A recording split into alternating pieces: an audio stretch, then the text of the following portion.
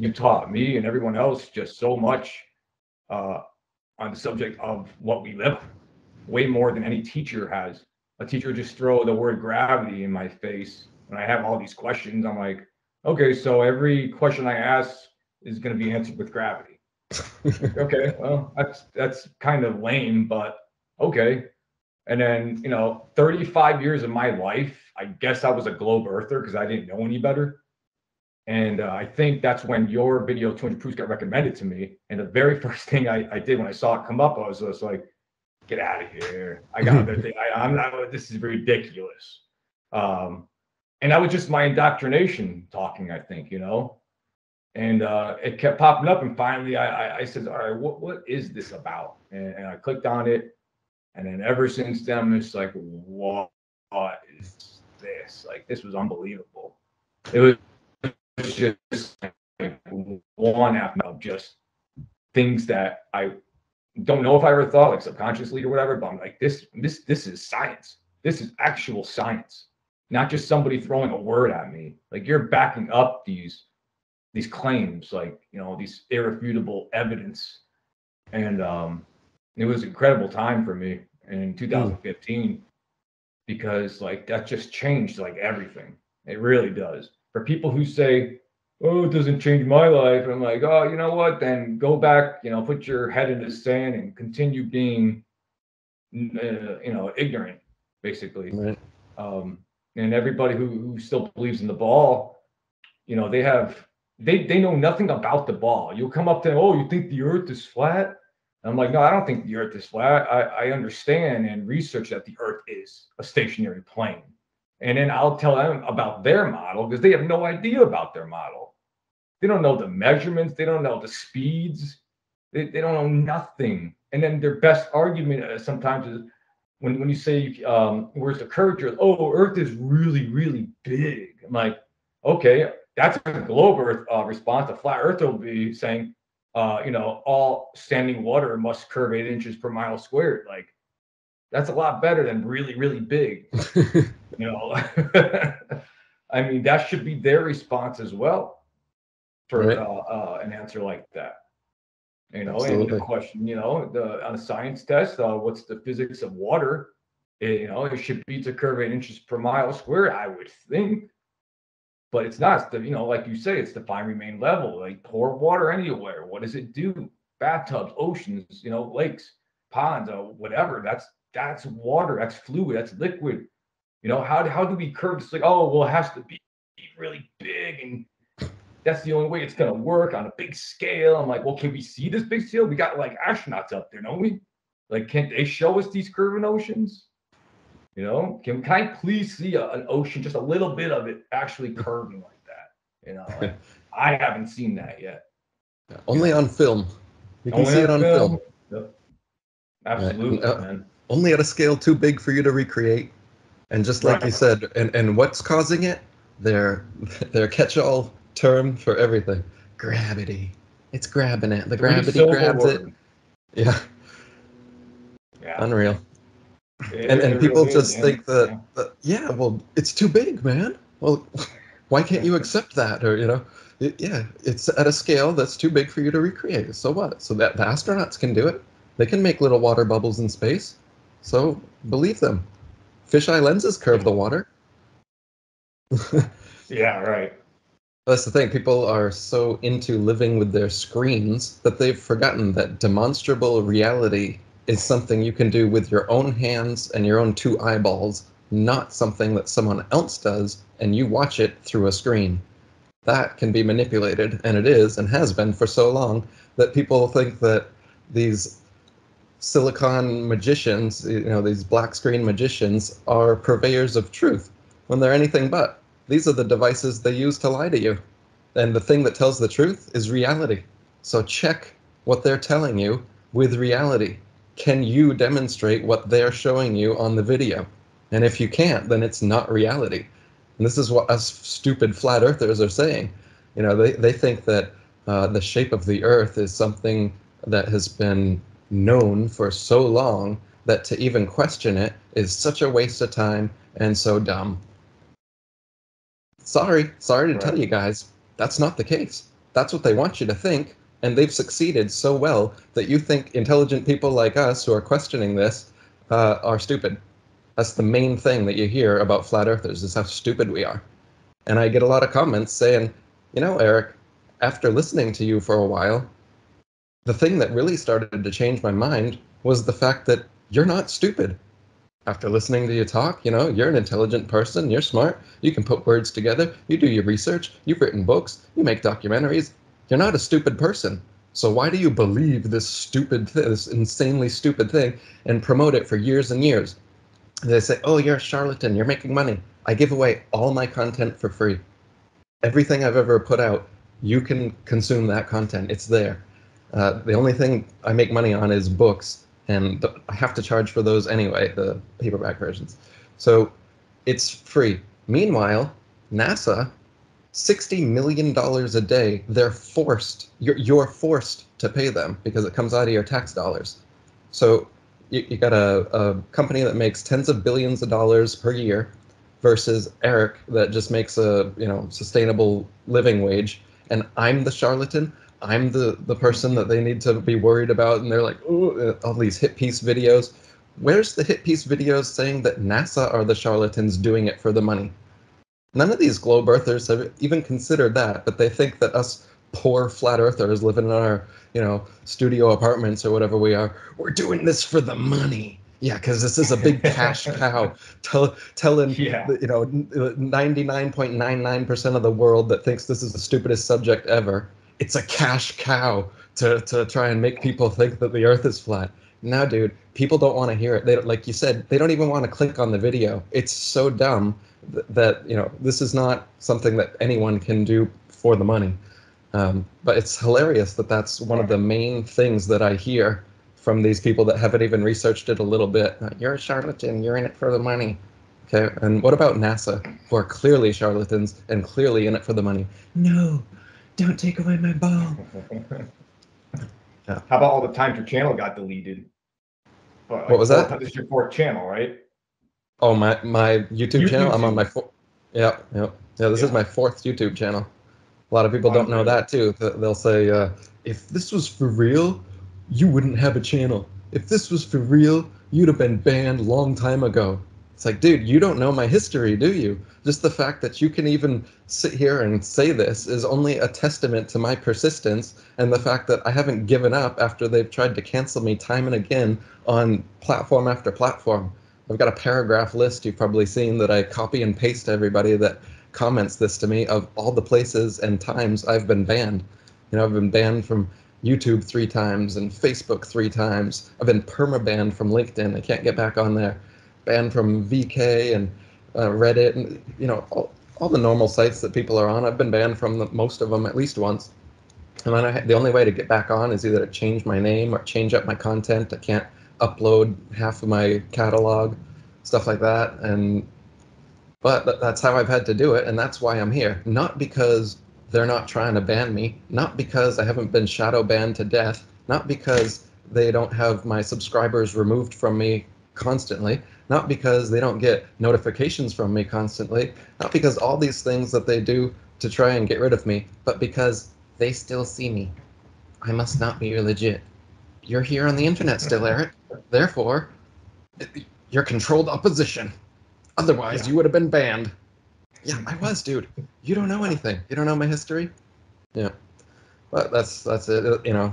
Being a content creator is like this. People have their own ideas about you and what you've done, and then they'll plaster it for you, and then it just like triggers you, and you either have to try and let it go and just let hundreds of thousands of people think false things about you, or spend hours of your day correcting these assumptions that people make about you, and depending on the day, I do either or. Right. Yeah. It's amazing how the norm picks and chooses which conspiracies, quotation marks, are okay to talk about. Right. Aliens. Go up to somebody at work. Hey man, aliens. Oh yeah, aliens. You either believe them or you don't. School. Bigfoot. Locked. Yeah. Everything's great. Flat Earth. Like, kill them. Right. It's Hollow unreal. Earth is fine. Earth can be What's hollow. that? Hollow Oh, Earth. Hollow Earth. People Oh, are yeah. way more open. They're way more open to Hollow Earth than Flat Earth for whatever reason.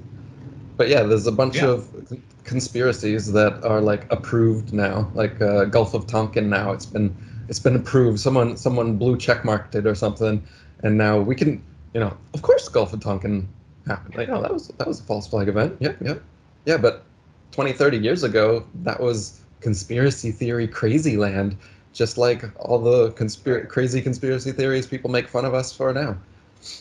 So yeah, Right. conspiracy theories. You know what they are? They are news before news. That's all that is. it's News before people think news. that Yeah. stuff that makes it onto the mainstream media is what's newsworthy. The real newsworthy stuff is the conspiracy theories. Some of them may be it's like tabloids. Some of them might be wrong, of course, just like any independent media. Some of it's going to be bullshit. But the independent media is also where you get the kind of stories that the mainstream media can never get because of who they are, because of their feet aren't on the ground, their head are up in the clouds in their towers. So it's the same thing when you're looking for true, truther information, conspiracy information. If you're going to your highest sources, quote unquote, like Alex Jones, well, you're going to get a certain kind Mhm. of information. And, some of it is actually better than your mainstream media information, but none of it is going to get, down and dirty like some of your real on the ground truthers, people that are actually doing the work, not people that are in their $1 million offices having printouts handed to them all over their desk and just, oh, today, yeah, Reuters and AP. Right. It's not And much how, different than mainstream media. Yep. and so fake the way they act. It's just Oh, so annoyingly just like be real, like this fake laughter, really corny jokes, just something, like how me and you were talking and how your other guests, talk, it's just normal. It's just two people just having a conversation without trying to add all, these just, BS laughs and, BS stories. Let's talk about reality. Let's talk about like actual things that are actually happening here, man. Okay. Want to believe in the globe? That's fine. But you should look into flat Earth if you are a glober. You need to know both sides so you can, choose what the hell you live on. In my opinion, you can't go in a debate knowing just one or the other. I think you have to know both. And the people who want to believe in a globe probably never heard of any actual facts of flat Earth. They just hear it and walk away. Like, I don't want to talk about it. I know some people at work who won't even give it a second thought. They just walk away. They'd be like, no, I don't want to talk about that. I have no time for that. Like, okay, that's cool. But the ones who do and are interested, they just are mind blown. Like the first 10 minutes of just talking to these people, like open minded people, obviously. Um, and they're just like, this is unbelievable what you're telling me here. And I introduce them to you and your channel and your videos. Obviously, those are the best ones, in my opinion. I mean, everyone who's a flat earther today, like a popular flat earther today, owes everything to you, in my opinion. I don't know if there was anybody before you that was talking like bringing it out like this much, but like I said, in 2015, you're the guy with all this knowledge and and information, and everybody started taking it from you and did their own things, which is fine. But when they start talking down to you, it's kind of like hypocritical, hypocrite. So I mean, this is the guy who made your channel grow, and you're gonna say, oh, he doesn't play nice with others, like David Weiss, Jake Gibson and other ones, just kind of trying to tear you down, and no praise, no thanks. Not that I hear from these people. Why? I don't know. Maybe they're right. jealous. I don't. I really don't know. Yeah, my original YouTube channel got terminated as well, where I did a video on Jake and showed like where he'd say, "I like Eric. Like Eric's the man." Like 2 seconds later, he's a shill. This guy's horrible. Unsubscribe from him. Then go back and forth. It's like, well, which is it, dude? Like, make up your mind. So he's all over the place. The football fans now with him are unsubscribing because they find out he's a flat earther, I think. Because now he's going back to that. So he's got an interesting. But like I was saying though, but we were like a gang, okay, and we all had great content, and everything was going well, and then it happens. So today, like where flat Earth is today, I mean, a lot of people are flat earthers, I think. I've people come up to me and just say, I said the word flat or something, and the person would go, "Oh, like the Earth." I'm like, "Oh, whoa, like let's talk." It's become a subject of conversation again. Like 10 years ago, if you were to just bring it up, it would be like, what? Like they haven't even heard. People might not have even ever said the word or heard in their ears flat Earth. But in the past 10 years, I think most people at this point, we've made a big enough noise that most people, when you do man on the street interviews and you ask, has anyone said the words flat Earth to you recently? Have you heard that there's people believing that again? The vast majority are like, yeah, my friend, my brother, oh yeah, I watched some of those videos, or yeah, it's flat. You even get those responses. Someone just told me that 10%, I think, of respondents in a French interview said we're flat earthers. 10% of the population. So I mean, it's growing rapidly. So what a lot of flat earthers would call rapidly, versus what history calls rapidly, are two different things. But I think it's going quite well as long as we can keep this steam going. This reality movement is taking over. Right. And it's great. And it's like I said, it was real exciting times. We didn't have this, when I was in high school, there was no flat earth talk in high school in the 90s for me. And another so-called, when people talk about the ship sailing, oh no, I'm sorry, the Mirage, the Rogers Center, how people are saying, well, this is a Mirage, right? I'm like, okay, so then is this what we live on? Because every time we see the so-called Mirage, the horizon is flat. Okay. Right. So I guess they live on a paper towel roll now. Because if it was a ball, we would see twice the distance. If you look to the left to the right, like you said, that's twice the distance in front of you, is it not? So where's that curve on the horizon? It's perspective, Exactly. like you said. The ships are going straight, and just like a woman with a dress walking across a football field, if you put your head down on the grass slowly, her legs are going to disappear. Her dress is going to be in the ground. Is that curved? No. So, and people just, I don't know if they're not taking the time to research these things, or they just don't care, but you can't have it both ways. They want gravity to be both ways. They want gravity extremely strong to hold entire oceans on the bottom of you, and yet a bird or a bug can just defy this force. So they want it really, really strong, but really, really weak.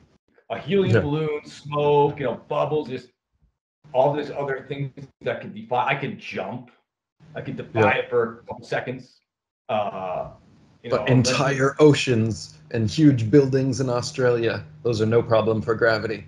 But yeah, right. smoke and helium balloons, like gravity's, Gravity's racist, I think. Prejudice there. He picks and, and what gravity? The funny thing is, what gravity is racist against? What's that? Light objects, objects that aren't dense. Objects that aren't denser than the medium surrounding them. Gravity is really biased against any object that is lighter than the medium surrounding it. Absolutely, yeah. I like that meme you had with the orange. You have an orange and water. It floats. You take the peel off the orange, and it sinks. So gravity again is pick it and choose. Do I want to pull down that orange with the skin? I want to screw. I'll leave that up. Like, right. Gravity likes to eat the orange with the rind. Gravity's just boss like that. It doesn't even peel its oranges. Gravity eats them whole. And if you try to peel your orange for gravity, Gives you the middle finger. But the anvil and liquid mercury, that video I made, but 2 years ago, I think it was called "Reasons Why Gravity Will Always Be Just a Theory." There's an anvil, and it's in liquid mercury, and it's floating. A freaking anvil's floating in liquid.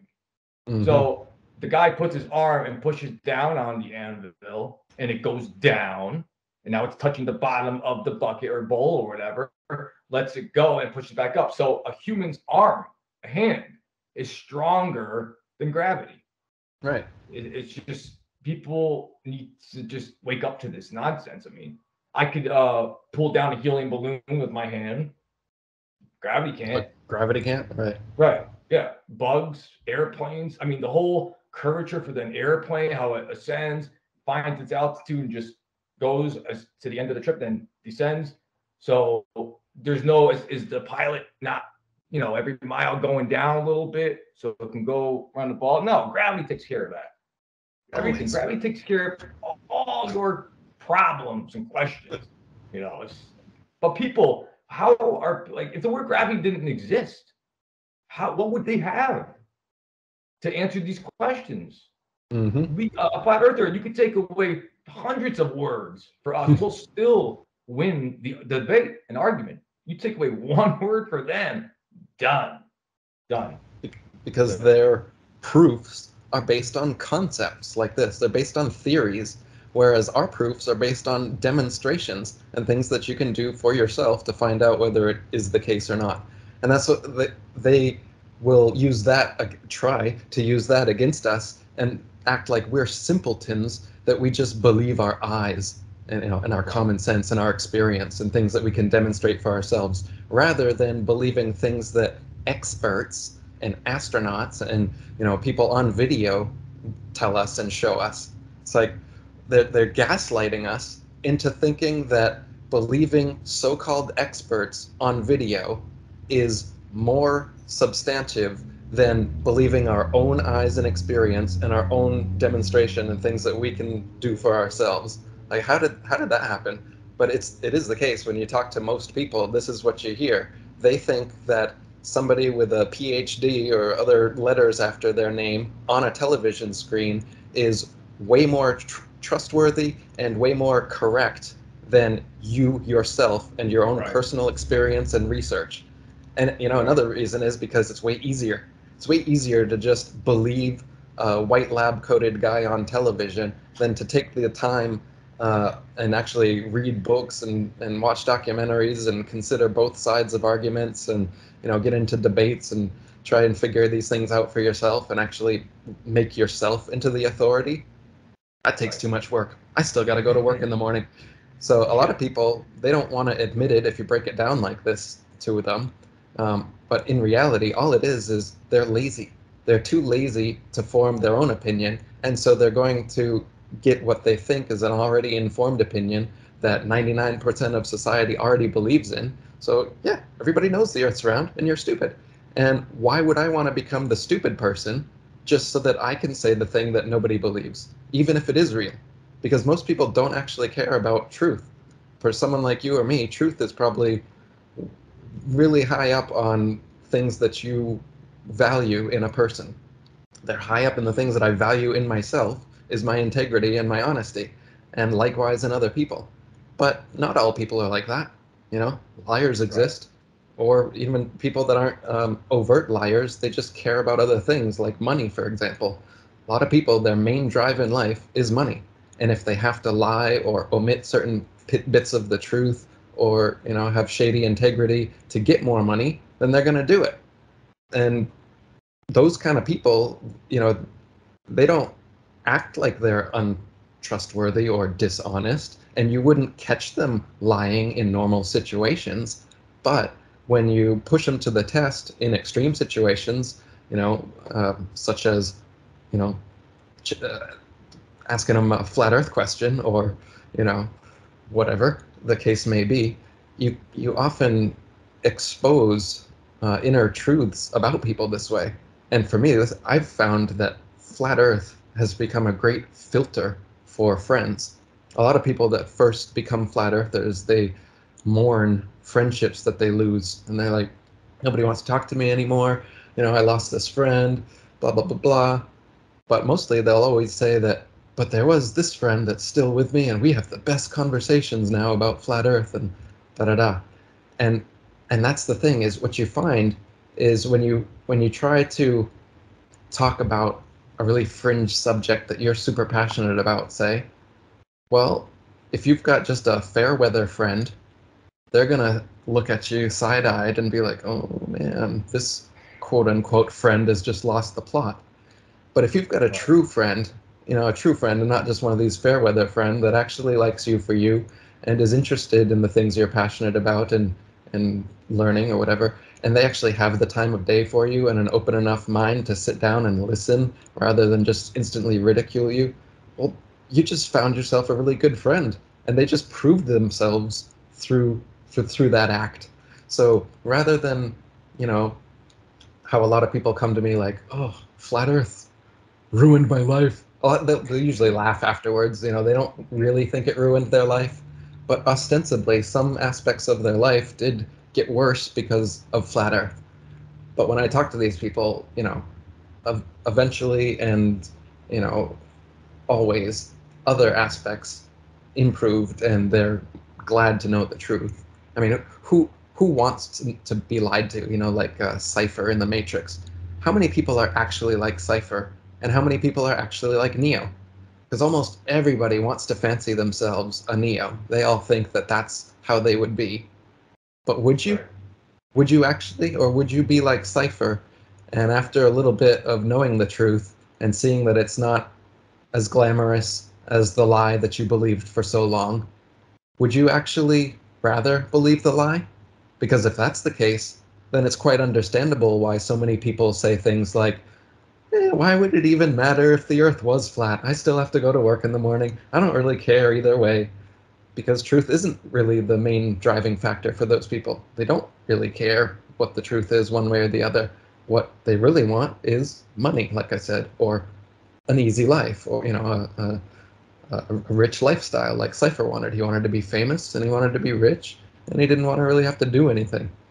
And that's fine, but maybe that and the truth, and maybe if one of them has to give way, the thing that gives way is the easy lifestyle, not the truth, right? Right. So it really is it's a filter, and I think it's valuable rather than being something that, like, oh, I'm a closet flat earther and I don't want to make waves, and I don't want to lose I've met a friends couple and of all this. those. There's a lot of those, yeah. Yeah. I just find that I prefer being a out of the closet flat earther. It's way better, you know.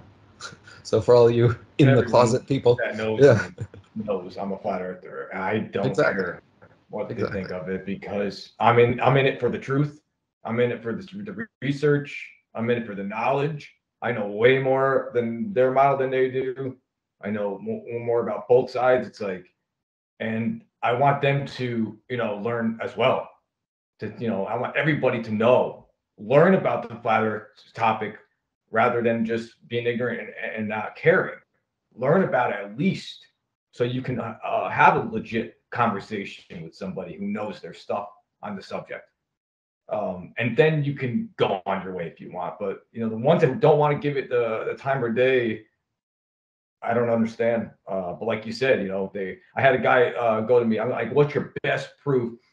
A stubborn guy. What's your best proof we live on this ball of water hurling through space at 600 million miles per hour? His answer was stars. I'm like, those that means oceans are being held and buildings are sideways and upside down by lights in the sky. Okay, how? Well, they're there. I'm like, all right, I can't talk to you. I guess if these are the answers they're giving me, I just don't know what to say back to something like that. It And I is say, how funny about when Polaris? The North Pole star. Like, that's a stationary star directly above the North Pole, and it does not move. So, how does that work if we're hurling and spinning and spiraling and, you know, all the same constellations, thousands of years. We're seeing. It's just, I mean, you just keep bringing this up to them, and they're just like, blah, blah, blah. Get away from me. It does move. It just takes thousands of years, and you weren't alive then, because that's their excuse for that one. They've always got an excuse, some theory, some concept about why it works, but it's just words. There's never any demonstrable thing that you can do. It's always at a reference frame too far for you to recreate, or it takes too long, like this. Oh, Thuban used to be the pole star 5,000 years ago. Didn't you know that? No, nobody knows that, including you. And you're just acting like it because you read it on Wikipedia or some Right. science textbook. That's not an observable, demonstrable facet of reality. That's just a little factoid tidbit that you remember from elementary school, and now you're regurgitating it like it's reality. And that's the main problem with all globe arguments, is that they are all like that. There's not a single globe argument that holds water, pun intended. Right. They think they're so intelligent because they can, like you said, regurgitate a book they read. And a science book had theories in it. That should never have been. Our science books have theories, the Big Bang Theory, the theory of gravity. Why does our science books have theories in it? Can we separate that into theory book? This is the theory book, and this is our science book. Don't mix them up, okay? Absolutely. Yeah, you want to say we live on a ball of water or a pair of water and a plate here. That's another thing. They keep saying round. These globe earthers, it's round. Look at those round planets up there, flat earther. I'm like, where? Where are these round planets? And then they'll show you some CGI. Look at my science book. See, Eric, there it is. They wouldn't lie. And computer generated images are a huge thing in science books. And then when somebody busts out a P900 or P1000, and you zoom up to those luminaries, now what do you see? These crazy different color lights, shapes, just going berserk. Okay, that doesn't look round. That doesn't look spherical. It looks like just a crazy light show up there. And it doesn't look like terra firma either. It doesn't look solid, like something you could land a spacecraft on, like they seem to claim most of them are. Right. And they love the word round. They can't even use their correct terminology. Call it a sphere, call it a ball.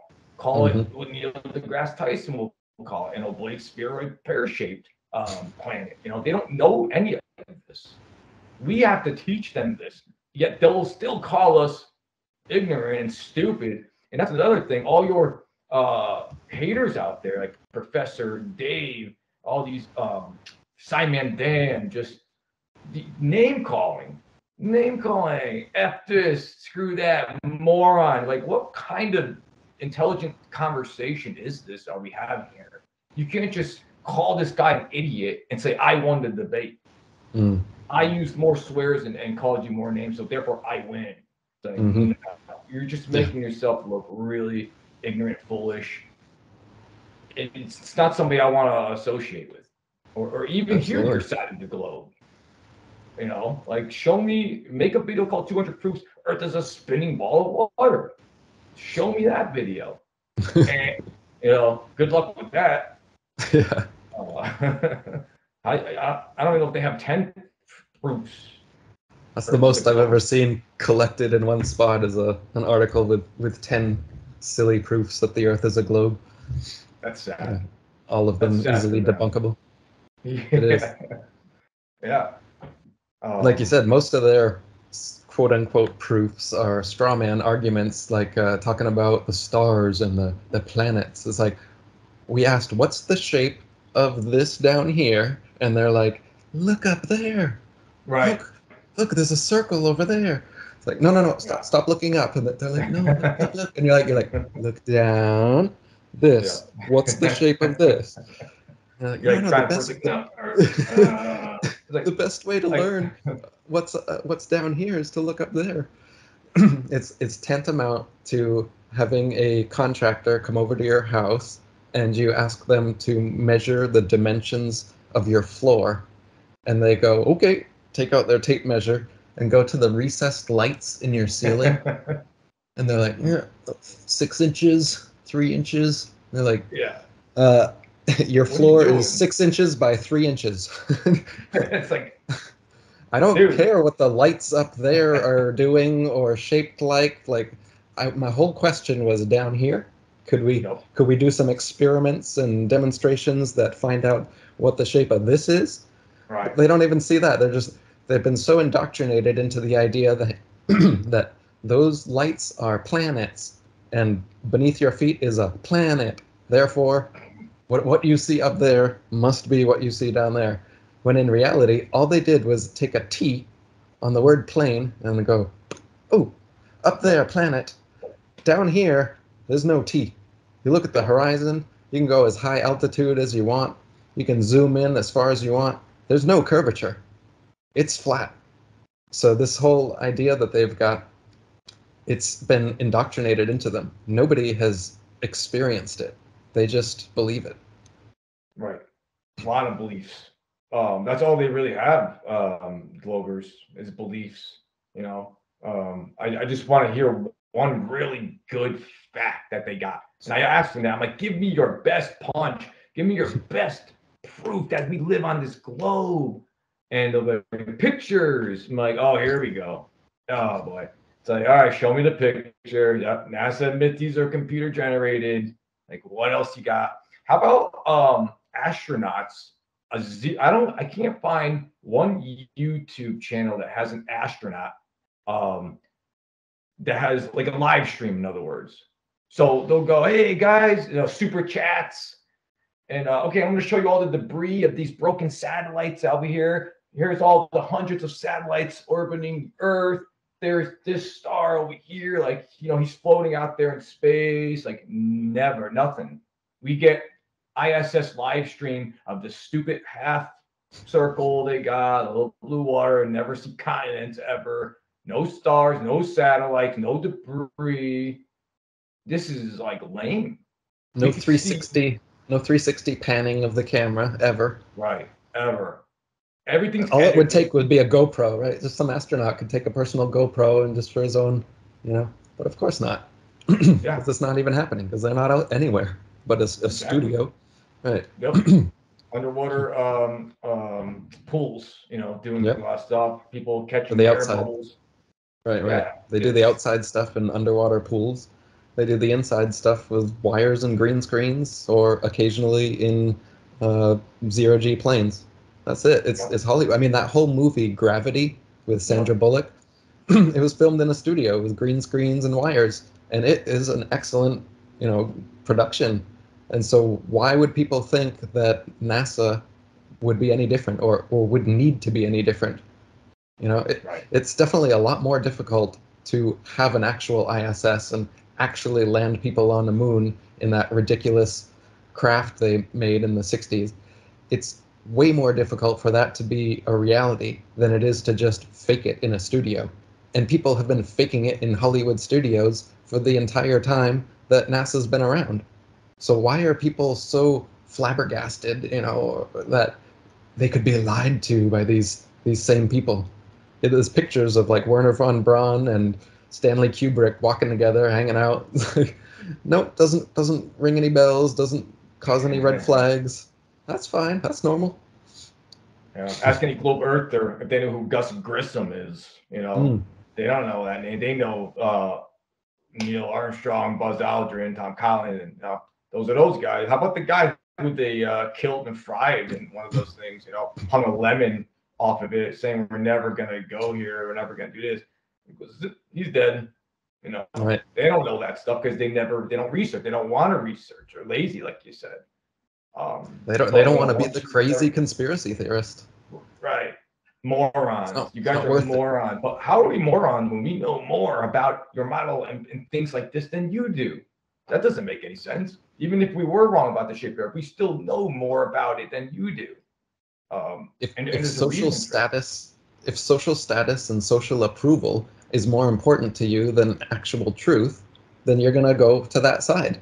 You don't want to research crazy conspiracy theories so that you can be the crazy guy that is lowered in your social status, right? You don't want to do that. So most of your extroverted, money-hungry, status-seeking people they're gonna not go down this road, and they're the ones that are gonna try to shut you up or cancel your friendship because of the fact that you're leaning into the truth more than fitting into popular society. Because it really is, that's a divide. I made that video called The Two Types of People on the Flat Earth. It really makes this divide, because when you find out that 99.9% of the population are completely deluded and wrong about something so fundamental, you either have to break out of that and become one of the 0.01% of crazy weirdos, or you have to bury your head even deeper in the sand, more so when you got friends like us hanging around you and constantly planting seeds. These people are like running away from the truth, just trying to hang on to their delusion that they've been living for so long. So you got both of these things coming to a head, more and more so. I've seen it in the past 10 to 15 years, since like when I first came into this conspiracy information, like when I wrote the Atlantean conspiracy, versus now.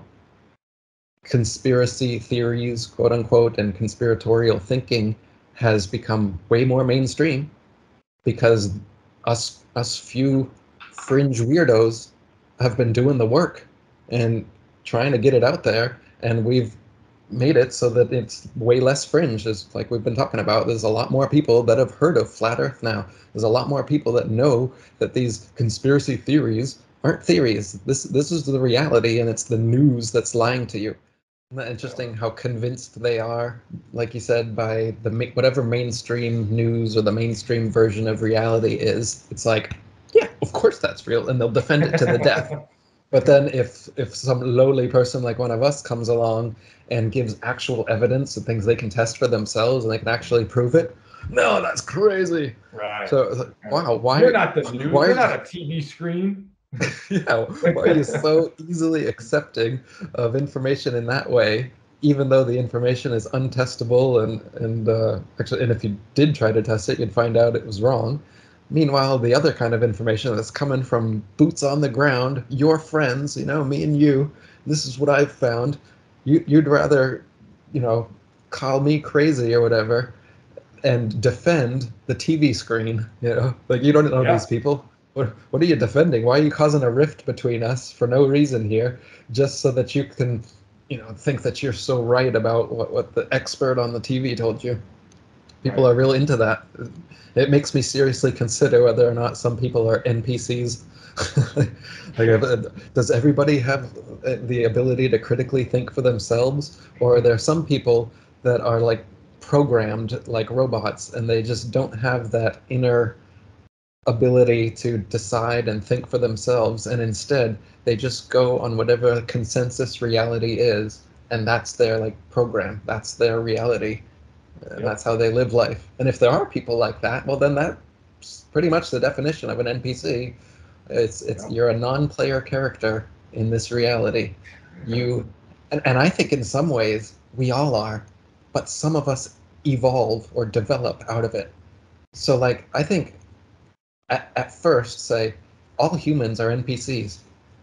Rupert Sheldrake calls it morphogenic resonance. The idea that there's some kind of intangible script or blueprint for human and palm tree and pumice stone and every other kind of thing in reality. There's a blueprint for it somewhere. And then we are all just iterations of that intangible blueprint. And that's why things happen like the 100th monkey effect, where monkeys on a whole different island that have never been taught to do certain activities, they pick up on it from the ether because monkeys on another island have done it. Or they've done experiments with humans and crossword puzzles, for example. You give humans a crossword puzzle that half the world has already solved the day before, and suddenly your control group, their ability to solve that puzzle goes up like 20%. Why? Wow. Because it's in the ether of humanity now, the answers.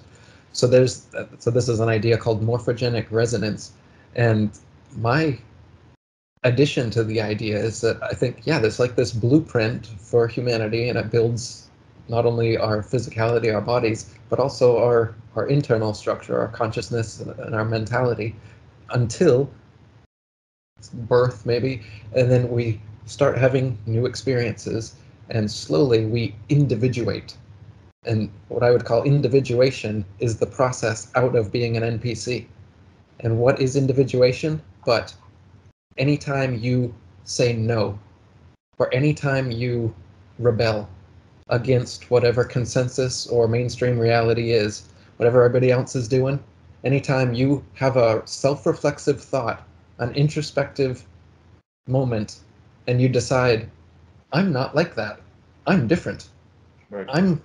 I think this way. I decide this thing. That begins the process of individuation. And that takes you out of being an NPC your whole life. But some people have never done that or have barely done it. And if you're still at that stage, then I think you become, or you still are, like we're saying. And rather, other people like us have become individuated. We've stepped out of the stream of NPC-ness, the morphogenic, default stream of humanity, and become something different, something that doesn't agree with that doesn't follow that stream. Right. And that's really valuable. Yes. To be a rebel and to say no and to stand up for something against all odds or whatever, like that's commendable. If you, I mean, if you do it for real, if you're just trolling or whatever, no, but which is what a lot of people think I'm doing or whatever, because they don't want to admit to themselves that something so huge could actually be a reality, and all these people are serious. We're not trolling. We're not charlatans trying to make money. We just found a ridiculously deep and well covered up truth, and we're trying our darndest to let everybody else know. I think if you wanted to make all this money, like everyone says about you, you'd have these live stream videos every day, daily. So everybody could be like, super chatting and all this stuff. Like, I don't think you've done one of those. No. Yeah. So I don't have super there chat you go. turned That proves that wrong. I mean, and all your stuff is free. Like everything I've learned from you is free. You could, read Land and Conspiracy, your YouTube videos. You're on Facebook. You're like everywhere. So that's wrong. I don't know why they would say that. Like, yeah, we just want to, spread truth, and certain people enjoy it, and others don't want none of it. Right. And I think it's just as simple as that. And these people eventually are going to have to come to terms one day when we take over and we're the majority. They're going to have no choice but to say, okay, well, if everybody else is doing that, then okay, now I'm a flat earther. I needed everybody else to do it because that's the type of mind I have. I have no individual thought. And as far as people saying, do you believe in a God? Do you believe in a creator? Are we an accident? The best answer I can have for these people is yes, we are intelligently designed, number one, because our bodies are so perfect. My finger isn't growing here. My eyeball's not underneath my ass. My ear isn't just hanging off here. It's like this is purposely perfected. And if anybody can't see that, I don't know how else to, explain that to them. Like you could move, you could run, you could smell, you could talk, you could think, you could hear. It's just, that's an accident. This is all just an accident. Okay, so there was nothing, and then boom, there was everything. And you don't need any more evidence to understand that, yeah, there is something that we don't know that's way more powerful and intelligent than we ever could imagine. We can't even comprehend how incredible this is. Right. So there's really no question is if there's a God or intelligent, designer. It's the proof is right in front of you. Look in a mirror, like that's you. There you are. I mean, what created you? My mom and dad created me. Okay, let's go back. Who created them? Well, their mom and dad. Well, who were the first human beings then? It's like, oh, Adam and Eve. Like, no, we can't talk religion. We want to talk science here. So no one will ever know that answer, I don't think. Um, that's I don't know how that works. And then how everybody's like, oh, we evolution, we came from monkeys. Like, no, we didn't. There's still monkeys here. Like, did they choose not to evolve to humans? Like, you guys aren't really my thing. I'm just gonna continue staying over here. The fish somehow jumped out of water. They grew lungs now. It's such nonsense, man. But hey, that's what the science book said, Eric. Look, chapter 6, evolution's right there. It's like, yeah, I could write a book. Are you gonna believe it? Oh my God. But yeah, I mean, maybe somebody should do that. Take everything in high school science book and college science books, take out all the theory stuff and leave the science. And get irrefutable evidence, observable. Okay, kids, we're done. You might have like 2 pages, like who wrote it. Oh man. Yeah. Talking about that made me think it's kind of like we're artificial intelligence, because and through that we can posit that there's a real intelligent thing somewhere out there beyond our ability to even know, but we're just programmed, we're just this lowly AI.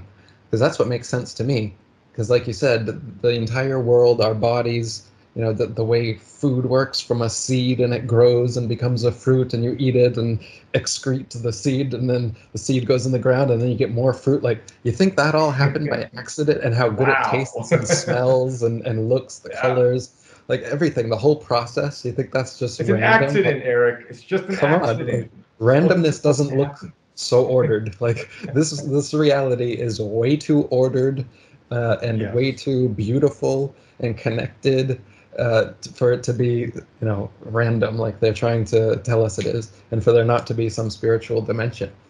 But beyond that, we know that we're intelligent. We have a level of intelligence enough to be self-reflexive, and we can know through that there must be something intelligent and purposeful, powerful beyond anything we can even conceive, that created us and the entire world or universe, the entire experience we're having. There has to be some being. And another crazy thought is that being, in a way, could be / is us. It's really an aspect of ourselves. How could God, quote unquote, be some higher being outside of ourselves that creates us, and we are completely separated from that being?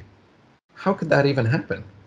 We have to, in some way, be a part of that being's consciousness, a part of that being's physicality, if that being has physicality. Whatever it is, we can't be fully separated from that thing. So in some way, we are a subjective packet of the objective, omniscient, omnipresent creator, whatever you want to call that thing, the thing that created us all, the purposeful, intelligent creator. And so we know that that exists, that has to be the reality, but we in these bodies, in this brain, it's like a transducer maybe, that's giving us a subjective experience and making it so that we can't know all of reality, which is what we would know if we were out of this body and part of the oneness, or whatever you want to call it, the thing that creates all. And that may be what happens when we die, is we get to return to that, and then we come back into bodies, and it's just coming back and forth. That would be our true intelligence. That would be the real intelligence that exists in the universe. And all of us, humans and animals here prancing around, we're artificial intelligence. We're dumb. We don't even know where we came from. We can posit God, but we can't know anything about it or how it works. Can I create a badger? Can I manifest a coconut tree? Like, no, none of us can do that. So that there is something beyond us that's so incredible, and we can know it intellectually, but can never reach it intellectually. Right. So in that sense, we're just this dumb artificial intelligence just going along to get along here in this created reality that we know nothing about. We don't know where we came from. We don't know where we're going. Most people think they're monkeys on a spinning ball. Like, people are so far off base from what reality is that even someone like myself, that I feel like I've spent my entire life trying to figure out this reality, the best conclusion I've come to is what I'm telling you right here, is that we can know that there's a creator being, and it's probably somehow connected to us. It's partially us. But now we're in a simulation or an AI or a Maya, an illusion, an illusory physical reality that hides us from that oneness, that higher consciousness. And here we're in this lower consciousness, this subjective consciousness, in this created realm where it's just a game. It's just a stage. It's a play where we get to have individuated consciousness and all interact with each other rather than just being the one almighty know-it-all. Because what is that? After a while, what would you do? It's like, oh, I know everything. I am everything. Right. I can It's do gonna get everything. stale. Yeah, Yeah. because the one thing you can't do is not be you, but you can. And how do you do it? We're doing it. Like that. That makes perfect sense to me. It's like, if that being exists, and it has to, well, then the thing it does is exactly what we're doing right now. It separates itself into subjective packets that can experience a world that it created. And isn't that exactly what we all do every night when we dream? So we're always Oh, yeah. doing that. We're always creating little subjective consciousnesses. Oh, some person I've never met, some stranger here, in some building I've never seen, in some country I've never been to, on some, far off galaxy or whatever. These are all just, we're just creating these out of our imaginations every night and living them. And while we're in them, we think they're real. And if you didn't Oh, wake yeah. up to this reality the next day, and instead you woke up to that dreamt reality of yours every day, well, guess what? Right. I bet within 2-3 days max, you would be 100% convinced that that was your real life, and this life would fade into a glimpse, and you wouldn't even remember it. Just like every other dream. I mean, I don't remember dreams for very long. If my new reality just presented itself suddenly, like, oh, I'm here now, and then this reality I've known for 40 years just ceased to be, how long Right. before that would fade into, you know, the way all dreams do? And that could be what all lifetimes are like. We could be every person that ever existed. We're Right. just, I could be you. I'm just not experiencing you right now. Right. Temporally speaking, the entire universe, everything that we're experiencing could have already happened, and now it's like a DVD, and you just, okay, I'm going to be Frank today, and then you get to experience all of Frank's life, but you don't know that that's what's happening. In other words, all of reality could be determined, and you don't have any free will whatsoever. You think you do, and you flip a coin, and you decide to go right instead of left at the last second, and you think that that was your free will choice, but you can never know if that was your free will choice. You might have been determined to pivot like that, right? That's It's wild. a it's a question in philosophy that's been around for thousands of years, and it's never gone away, and it never will. Just like the God problem and so many other problems of the human condition, because, like we're saying, there's things like this that we can know. Like, we can know that we weren't randomly created in a big bang explosion, because physical explosions can't create consciousness and all the order that we see. So we can know that it must be ordered through an intelligence, but we can't reach it. We can't Right. Grasp it. conceptualize it even. Yeah, we Yeah. can barely talk about it, Right. but it's there. It's probably the most real thing that exists. Is this thing that I don't even want to give a name to it, because that'll ruin it, and trying to conceptualize it ruins it. But whatever this thing is that I'm trying to talk about is probably realer than you and me sitting here having this conversation. Right.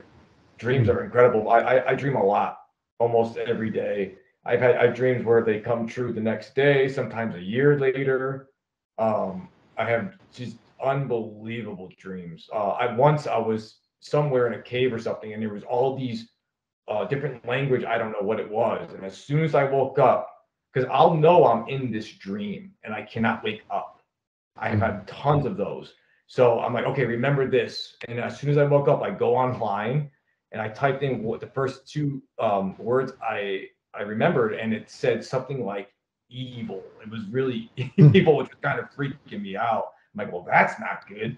So where was I? How did these words kind of like, because reading words is not normal in a dream either. It's hard to make out words, I think. So that was a rare one for me, but you know, I had dreams just that they come true, man. It's really freaky, like deja vu for people. I did this before. Like, what is this feeling? Like, it's can't explain it. It's real. But I don't. The people who could say like, oh, well, this is what your dream meant. Oh, you dreamt about fish. Oh, this is what that meant. Like, how do they know exactly what a dream could mean? You could have an idea, sure, but no one ever could truly know. Like scientists, for example. Oh, you're not a scientist. Like, you don't know what that sun is. You don't know what that moon's doing. Scientists know that. Like, but scientists are human beings just like me and you. So what gives them this free pass? Oh, well, they studied in colleges. I'm like, yeah, they got a curriculum. Okay, big deal. They regurgitated like a parrot. Like, so what? They don't have. You're not allowed to have free will to pass a test. You have to do what their answers to their questions. And if you don't, and you choose to be different, you're going to be marked wrong and you're going to fail. So these scientists we have today are what? They're independent, scientists with their own thoughts of what the sun is. No, they all agree what that sun is, what that moon is, what those stars are. But in my opinion, no human being will ever understand truly what that sun is, what the moon is, what the stars are. That's the creator's world. We just live in it, in other words. So when you open up a science book and oh, well, that's what a star is, that's what the sun, that's what the moon. End of the conversation. Write it on my test, I pass. That's it. What about if this person has a different idea? It's wrong. Why? Why is it wrong? Because he says it, but two different people, two humans, one's a scientist, one's a not. You make way more sense than these scientists out there. Like the way the geocentric model, how you explain it, makes sense. The heliocentric that we were taught and brainwashed in school, no sense. Like, that's stupid. It's like how do we know it's a shadow on the moon? Like, why can't the moon just be doing what the moon does? Like, oh, well, how's that moon lit up? Obviously the sun has to light up the moon. Like, well, what lights up the sun then? Oh, yeah. Well, the sun is its own light source. Like, why can't the moon be its own light source? No, it can't. It just can't. Like, why? Like, have you ever seen the backside of that moon? You ever seen the sides of the moon? No. No matter where you go on Earth, you're never going to see it. Okay, so how do you know there is a backside of the moon? Well, we don't. We have to take people's words for it. Scientists' words for it. Human beings' words for it. I'm a human being. Can I have my own reasons for what's going on out there? No. You're nobody. It's like, well, I don't agree with that, but I have my own ideas, and I'm going to do whatever makes sense. And if I could see the other side of the moon, like, yeah, then that is a ball, because I could see all sides to it. Nobody can see that. So how is that proof that's a ball?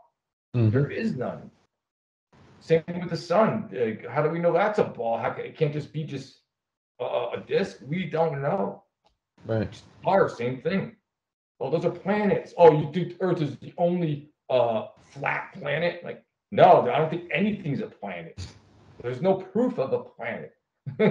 So, yeah, this is what there's different types of people out there. And people get so angry with you or me for giving them just this different, like, opinion on something. They can't just say, oh, that's cool, Eric. That's kind of cool, and just walk on. No, they have to degrade you. They have to mock you, make fun of you. They can't just say, "Oh, that was interesting," but I'm going to move Right. on now. No, I have What do you to think? now put you down, Eric. What do you How think the dare you reason for go that against? is? I What's mean, that? with trolls online, they just enjoy doing that anyway. But what about like with friends and family? What do you think is the reason that they so often jump to that kind of behavior and that kind of attitude when you breach subjects like this with them? Why aren't they more understanding and polite and talk it? Why don't they want to discuss it a little bit more? What do you think is the reason why people on subjects like this, they're so quick to dismiss them and to even insult you? I mean, I even had a time when I first brought up 9/11 to my dad. He stopped talking to me for a couple months. Like, he just didn't Wow, want to hear about it anymore. This is wow. back years and years ago, and now my dad's a vegan flat earther. He knows 9/11 was an inside job, and That's anytime I awesome. bring anything to him, he gives it serious consideration. That it's totally different. But back then, yeah, he reacted just like so many others react. And all I was doing was researching this stuff and trying to tell him about it. And he reacted so violently against it that he, told me to stop talking about it. And I made Right. the executive decision that I didn't want to stop talking about it. I was like, "You're asking me what did I do this week? This is what I did this week. What do you want me to answer?" I'm talking to my parents. You try to do your sonly duty, and at some point it would just be a lie. What do we want me to say? Nothing. I did nothing this week, and Yeah. we can't talk about it. I So watched a Yankee game or I watched a football game. I drank yeah, beer with my friends and I got in a fight. yeah, Like, and it's not even real. I mean, I didn't. I sat in my room the whole week and read books and watched documentaries about 9/11. Like, do you want to talk about it or not? no. Like Like, no, Eric. we can hang up now, and that's what it got. So he's like, yeah, well, forget it then. And so that went on for a couple months. It was just like a stalemate. And then my mom, I guess, came to him crying and was like, he's your son. Just talk to him about it. You don't have to believe him. Just talk to him about it. And he's like, fine. And so, so they called me again, and then and we watched Loose Change together, Yeah, that I documentary, know that one. and that was the big turning point. I mean, after that, you could just see in his demeanor, he was just like, it's like, well, I'm not, and he always uses this line nowadays. He'll be like, well, I don't believe it, but that was interesting, and I'm gonna look into that more, which is what everybody should do. Like, that's the perfect Right. response, is don't instantly believe this new information just because I'm telling you and I'm saying that I researched it and I think this is how it is. I don't want you to believe me. I want you to do what I just did for yourself and then tell me, do you come to the same conclusion that I do? And then we can talk about it. And that's what we do. I do that with my parents all the time now, and it's great. But That's awesome. we had to go through that process first to get to where we are now. Yeah. I think when I talked to my parents about it too, about the flat Earth, um, my father was just like kind of like looking at me like, what did you just watch or learn? Like, where is this coming from? And he kept saying, gravity or no, we're moving, the sun's staying still, and then he kept pointing out those, and I would, teach him about the horizon, um, you know, getting the ships to reappear after they go over the curve of the Earth and all this stuff, and I think he slowly started to come around as well and be like, wow, this is. They told me that his uncle was a flat earther, and this was Hmm, going back to 50s, 60s. I couldn't believe it. I yeah. knew his name was Uncle Patsy, and I was like, wow, I wish I knew that back then. We could have Hmm, had some talks before he passed. But he told me that, and I was really like, he had no internet, this guy, no nothing, and he knew the Earth was flat back then. And he'd hmm. make fun of the ball like we are today. And that guy, impressive. He couldn't really speak too good English, but hey, that was pretty cool. But yeah, I think my parents have come around as well to Hmm. the shape of the Earth. They don't they hear what I'm saying. They say, yeah, it's interesting what you're saying, and that's all I ask for, I guess. Hear me out, hear you out. That's all we're asking for. We're not Yep. forcing you to, you know, even research it really, but just, you ask, like you said, you asked what you did, this is what I did. So hear me out. Exactly. Yeah, that's all. And that's what everybody should be doing out there. You don't have to agree with something, but if you're talking to somebody, it's respectful to at least hear what they have to say, then give your opinion. That's how a conversation works. But these people online are out there. They're just, I don't know, very negative people and unprofessional. I wouldn't, if I was a Glober, I wouldn't want these people to, speak for me. Swearing and name calling and bullying, that could stay on YouTube, Eric. That's cool. People talking about killing you on YouTube, songs, that could stay up. Eric Dubay says, we're not moving, Earth is flat. It's like, yeah, okay. And that makes a lot of sense. You're a bully, Eric. What a bully. You put a lot of time into your stuff, though. Like, you are a busy truther. Because I watch, everything you put out, and I'm just like, this, he takes a lot of time to do these things to help, stand up for himself, basically, which you do. And I'm glad you do that. And I think there's other people who do it too. I'm always on their comments, just to let you know, always standing up for you. There's like hundreds of them, but they all say the same nonsense anyway. And then you just come right back like, no, here you go. Here's a proof. Here's proof. Here's proof. Here's proof. But they're all messed up. But I appreciate all your work, man. Like really, like for the movement. I'm sure a lot of us do. You're like the guy to go to for this subject. Thanks, man. That's my opinion, and I think a lot of others as well. It's like I said before, everybody has said your name either one time or another, so that's huge. How about that dinosaur guy, Trevor? Wanted to physically kill you or fight you with a baseball bat, all because you're saying like dinosaurs don't exist, which is another great topic because I didn't know museums did not have real dinosaur bones until I heard your stuff, and I called the museum and to see if this is true, because that's what we should do. We hear what you have to say, and we have to go prove what you said is right. And sure enough, yeah, we don't have real 100% dinosaur skeletons anywhere here in our museums. Like, why? But we do have this one little bone attached to this big T-Rex, but that little bone is real. I'm like, what? Well, where's the real bones? We don't know. No. Like, why? Well, we can't see the real bones. Why? They're too fragile. you might crumble them with your eyesight. Well, can't they put them behind glass, like big thick glass or something for us, maybe? Or there's got to be a way. and how come dinosaurs, the bones just came out like recently, like past couple hundred years, right? Like, don't you think the Aztecs, the Mayans, everybody would be discovering these things and painting them on their walls, like big dinosaurs, like killing people, chopping their heads off. Like that's the time where they would be here, like above ground, even. Dinosaurs should be everywhere, the bones. But no, we just found them recently, and that's when we started finding them. And I'm like, oh, okay, whatever you say. I never seen one, but I'll believe you because you got a white lab coat on. So yeah, that's right. Why would he lie to me? And what happens if you try to say that dinosaurs don't exist?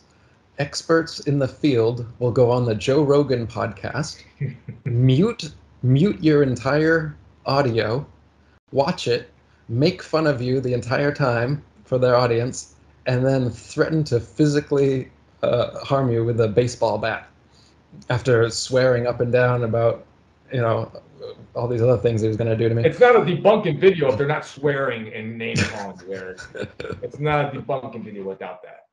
Anybody. I found it interesting that they turned my audio off for the entire thing too. Any other show that Joe's done where he brings a guest on to critique something, they play the thing that he's critiquing, at least. Right. With me, though, they're like, nope, they just turn the audio right off. And then they just sat there in silence watching my video on screen until he had something to interject. Quite telling. And then shortly after that was when they canceled the Neil Tyson debate.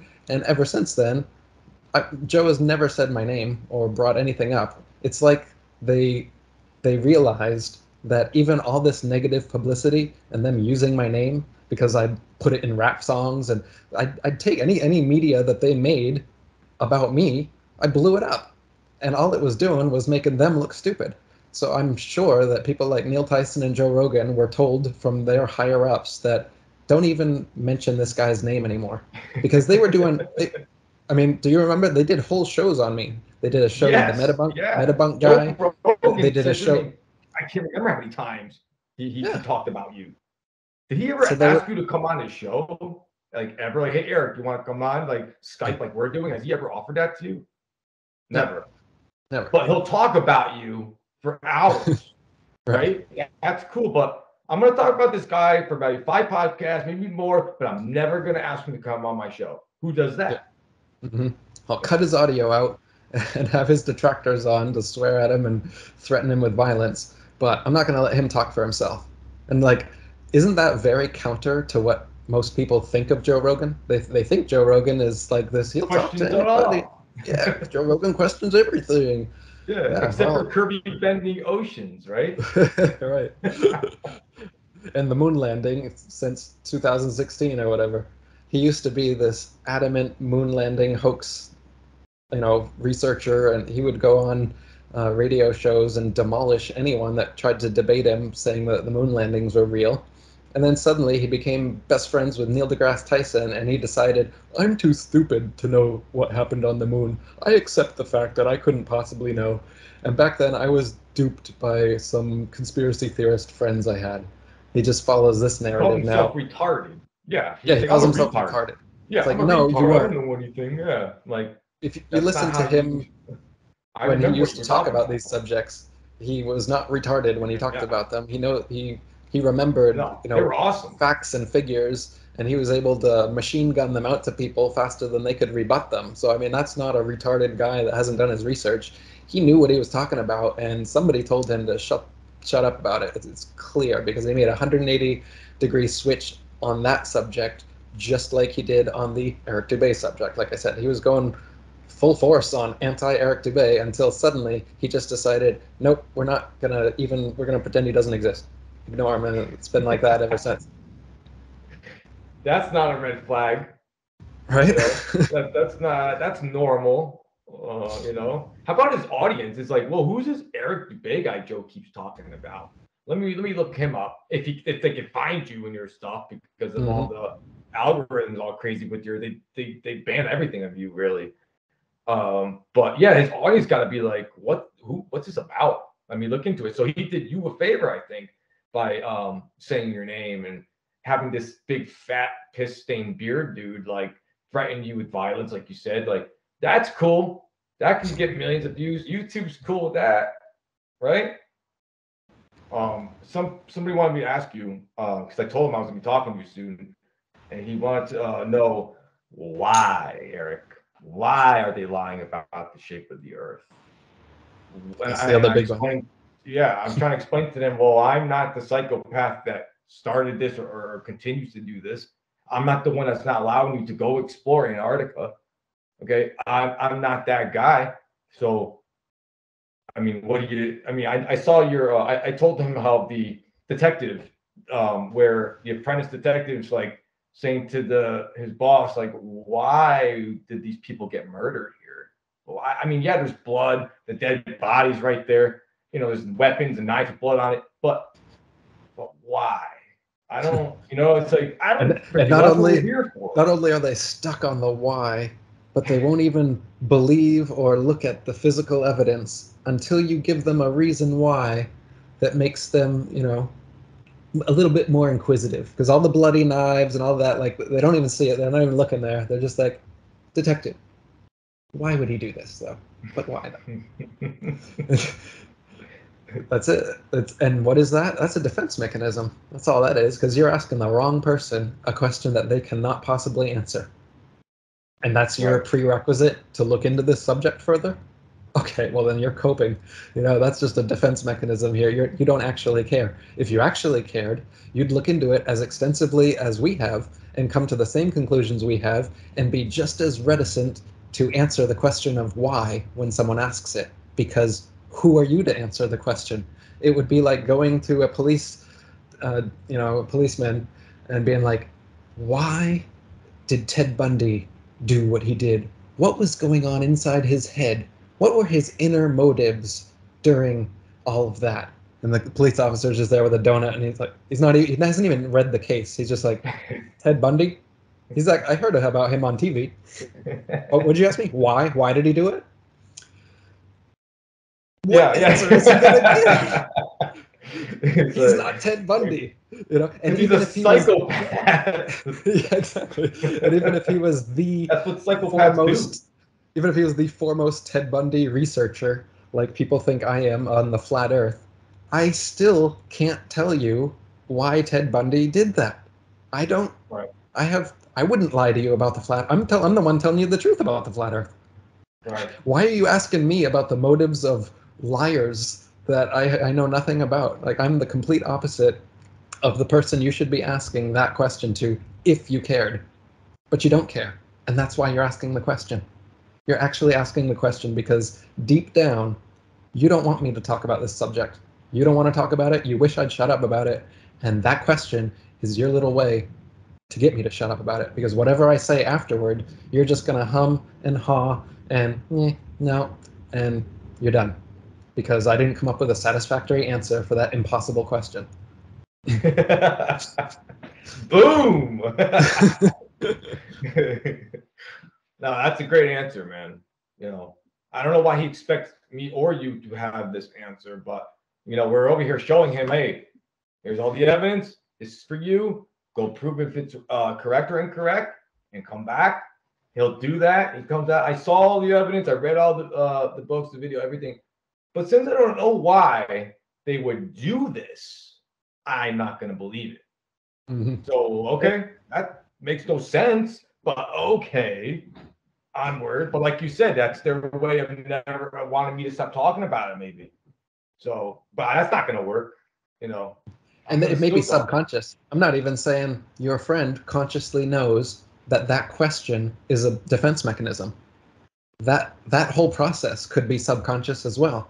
And he doesn't even realize that question isn't really sincere or genuine, and it's really more of a deflection mechanism to not have to talk about the nitty-gritty of this subject that he thinks he knows about, but actually he only knows one side of the story, and the education system has completely cut us off from the other side of the story, that if they were actually given equal credit and equal time for us to research them, I guarantee you no one would be a globe earther. The only reason globe earthers exist is because of the incredible amount of censorship they've done over the centuries on this flat earth subject. It was really difficult for me to find the original books that I found that made me a flat earther. That's why there weren't many flat earthers back in the day, because where would you find this information? The only information out there was the Flat Earth Society website that has a bunch of nonsense. So you're not going to be able to become a flat earther if there's not legitimate flat earth information at your fingertips. And the controllers of society are well aware of this and have been long at work making sure to push the globe propaganda at all angles and censor this real information anywhere they can. Right. I had another question for you was this whole Flat Earth Society, how they believe the disk Earth is rising upwards, I think 9.8 meters per second, accelerating, and that's what accounts for Earth's gravity, right? Right. Now, why are there people we know that we respect and look up to saying these kinds of things? Right. We're all agreement on this, 90% of, okay, all of a sudden there's this one part that it's totally opposite of one another. And I don't know how I could be okay with them saying this, because there is no proof of the accelerating Earth. In my, right. I haven't seen any good proofs of it. Have you? I mean, or even rising. Some of them make the distinction that it doesn't need to be accelerating, it could just be rising. Well, okay, either way, there's no evidence of either of those. So yeah, like you said, there's a few people in the community that have long been respected by myself and others who are now seriously considering, not saying definitely, but very close to a definite, spiel that they give about it, saying that, it's what they say is like it's the only way that they see that it could work. And to me, I'm like, what? The only way that you can see the gravity, or density and buoyancy, the effects of so-called gravity working on our flat Earth, the only way you can see that working is through a constantly rising Earth, through an infinite space model. Because for there to be a constantly rising Earth, there must be infinite space also for it to rise into. And that was one of the main things that, flat earthers are like, there's no evidence that there's infinite space. So you don't want to just claim that thing. So basically, they're making assumptions. We can prove in many ways that we said earlier that the Earth is motionless. It's stationary. We're not moving. And we can't prove that space is infinite and you can infinitely rise. So to try and explain the effects of so-called gravity, you are making two more assumptions that you don't know, that the Earth is constantly rising and that there's infinite space to constantly rise into. And the only reason they're making those assumptions is because they say that all motion needs a force to be put in motion, like Newton said or something. So they think that there must be some kind of force making, like a helium balloon go up and a rock go down. What is making it happen? And just saying density and buoyancy isn't enough, they'll say. But every phenomena that exists, whether it is a helium balloon going up through the air or a rock falling down through the air, whether it's an air bubble rising up through the water or water droplet falling down through the air, these motions are all happening of their own accord because of the relationship between the object and the surrounding medium. And that explains everything. You do not need to assume some kind of acceleration or a rising Earth or some kind of motion or an infinite space to explain why helium balloons go up and rocks go down, or any other thing. Everything settles according to the ratio of the object's density versus the medium's density. That's it. You don't need any further explanation. You don't need some kind of force to force them to do these motions. And if you do introduce a force, now you're introducing new strange phenomena that have to be accounted for. So if the helium, so if rocks are falling down because the Earth disk is rising up, then why are helium balloons still rising up with the Earth disk that rises up? So now you just made it even more complicated. It makes no sense to explain your first thing. Now you got to have, the helium balloon is rising. It's like the globe argument. Well, yeah, it's rising along with the Earth at the same rate that the Earth is rising. And so that's why it seems like the helium balloon is going up and it seems like the rock's going down. So at this point, you're convoluting something that's really simple by claiming that, I need a force. I need to have a force, otherwise I can't believe it. And for that bit, I just have this little quote I was going to read out. A guy named Chris Pierman, he wrote this. He said, if you had a very huge magnet and it pulled a nail across a table, then that nail hit a marble as it was moving, the nail itself would be providing a force, much like objects moving to seek their proper density level with respect to height are now providing a force. If a rising helium balloon hit a mosquito, the rising balloon is the provider of force that causes the mosquito's trajectory change in and of itself with respect to the two items. If it helps your thoughts, you can give it a name. It's just another phenomenon like magnetism is a phenomenon. In the magnet example, magnetism causes motion. In the density example, being too dense or not dense enough compared to the surrounding medium is the phenomenon providing the force. Since everyone can agree that objects do seek their relative density level, perhaps it's a good idea to call it densitism. Just saying in general, call it or don't call it whatever you want.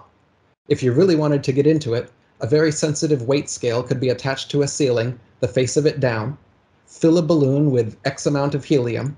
This will become 1 unit, and let it go against the scale. Whatever the scale reads is the measurement of densitism force provided by 1 unit of helium. Then all other objects can be compared to this standard, thus making all of it a standard itself. We are going to need XX units of densitism force to sink the submarine to a depth of Y, Captain, and so on. I suppose the balloon's material and properties should be recorded as part of the standard, or find an even better way to make a standard of it all. That's an excellent quote by just a commenter in my YouTube section, guy I've talked to on Facebook. Excellent, concept, thought experiment. And it just shows that people claiming that we need some named force before we can claim that density and buoyancy is satisfactory enough to account for the so-called effects of gravity. Okay, densitism, like we just said, just because we haven't created a term and made a standard for it doesn't mean that this force is non-existent. We just haven't standardized it yet. And if we did, it would be more valid than gravity that people think is the, gold standard for things now. So yeah, I just wanted to read that to show that everything is already explained perfectly through the natural physics of density and buoyancy, and no other assumptions need to be made, like a rising disk Earth or infinite space, to account for why objects move. Right. 100% agreed.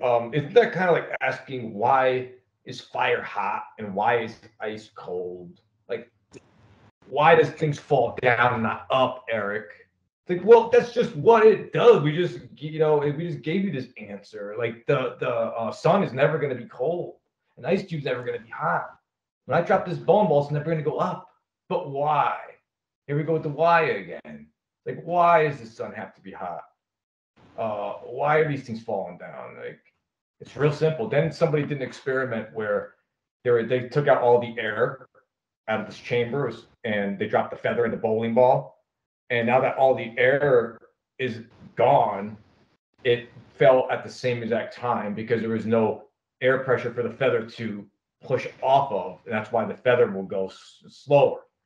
And they're just like, wow, that's incredible. I'm like, I guess you took the air out of something and it felt, I don't know. They just thought it wasn't that impressive to me. They just changed the medium. So they turned the medium to 0. So now your medium is 0. So everything falls at the same rate. That's all you've done. You haven't done any weird thing, and it still works in the equations for density and buoyancy, which you can see on my website. I've got a paper by an electrical engineer that did all the equations for gravity, but using only density and buoyancy and taking out gravity because it's just a placeholder term that doesn't even need to be in the equations. Everything mathematically already works out without gravity. And like you're saying, this constant why that they ask, it gets to a point where you're like a 2-year-old that just why, but why? And anyone that's had a 2-year-old knows that there is no end to that type of questioning.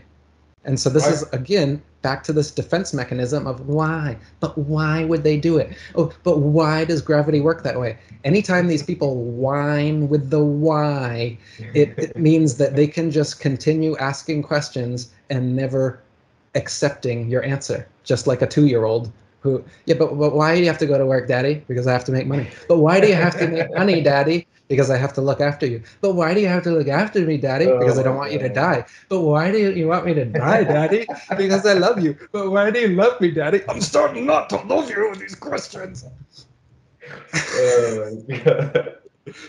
No, so people were asking me this on the forum, and I said the same thing you said. I said, I would say that is tantamount to asking, why is water wet? Why is ice cold? And why is fire hot? You can assume a constantly rising Earth.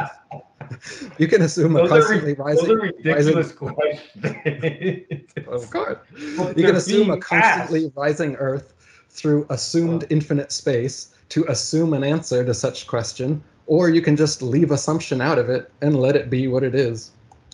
And then scrolling up. That's funny, man. Yeah, and then I said, asking questions and never being fully satisfied with the answers is good, but anyone who has spent significant time with a 4-year-old knows that after every single answer given, you can continue to ask why. At no time is there an answer which can put an end to the perpetual question of why. And eventually the kid won't shut up until you give an answer like, because that's just the way it is. And that is not a cop-out. At some point, continually asking why will lead you to an infinite regress of explanations based on other explanations that never lead to any satisfactory conclusion. Because at the ultimate level, the ultimate answer to all these questions is, it is that way because that is how it was created to be. Thank you. We're not the creator. We're not the intelligent designer. Okay, we can't understand everything. There's just no possible physical way. You're a human. You're just a human. We're not something. You can't create a human. So how could you create the sun? You know, how could you do this? You can't. So I don't know why they're like that. I mean, like you said, a 4-year-old asking why all the time. It's kind of embarrassing, to be honest. It really is. These are like 30-year-old grown men I'm talking to over here. Why? I'm like, I'm glad to be on this side. I don't want to be on the fantasy world over here. It's a religion, you know. The whole NASA and the globe spinning testicle, blade spheroid, pear-shaped, spherical, round shaped planet they live on. I don't want to be a part of that. I want reality. I want my facts. This is it. Okay. And if you don't want to be a part of that, then I guess we have to have a line between us, which is unfortunate because you don't bring any evidence to us. They don't even know what to say when we talk. All they could do is, like you said, try to debunk it. And then right away, we're just like, well, that was easy. Like, here you go. Here's this answer. Here's that. Well, what about eclipses, Eric? Oh, they can't get past the eclipse. No, that's the one we have. And then boom, you said like, well, they have to be Back lined to up. the lights in the sky again, right? Yeah, we still gonna They're always looking up there. See that oh. light? And you see the shadow over that light? That means the Earth is a ball. I like the whole Rahu, so third celestial body idea. I think that's really cool, man. Because I think that's what it is. See those eclipses in videos and YouTube videos, that's exactly what it looks like. It looks like something just went there, and I was like, "Whoa!" I'm like, "Wow, what was that?" Right? What the hell was that? Yeah, it's definitely not the moon. They claim them during the solar eclipses, but it's something that's shaped just like them, the same size. And all these ancient like stories they have about Rahu, it's he's like this jealous god or whatever that's behind the scenes, and he wants to rule, and he gets his day in the sun, so to speak, during the eclipse, and he's the ruler during that time. And so he's a separate, like here in Thailand they have, it's called Prat Rahu. Prat is the word for monk or god, and Rahu, they use the exact same name as the Hindu Indian version.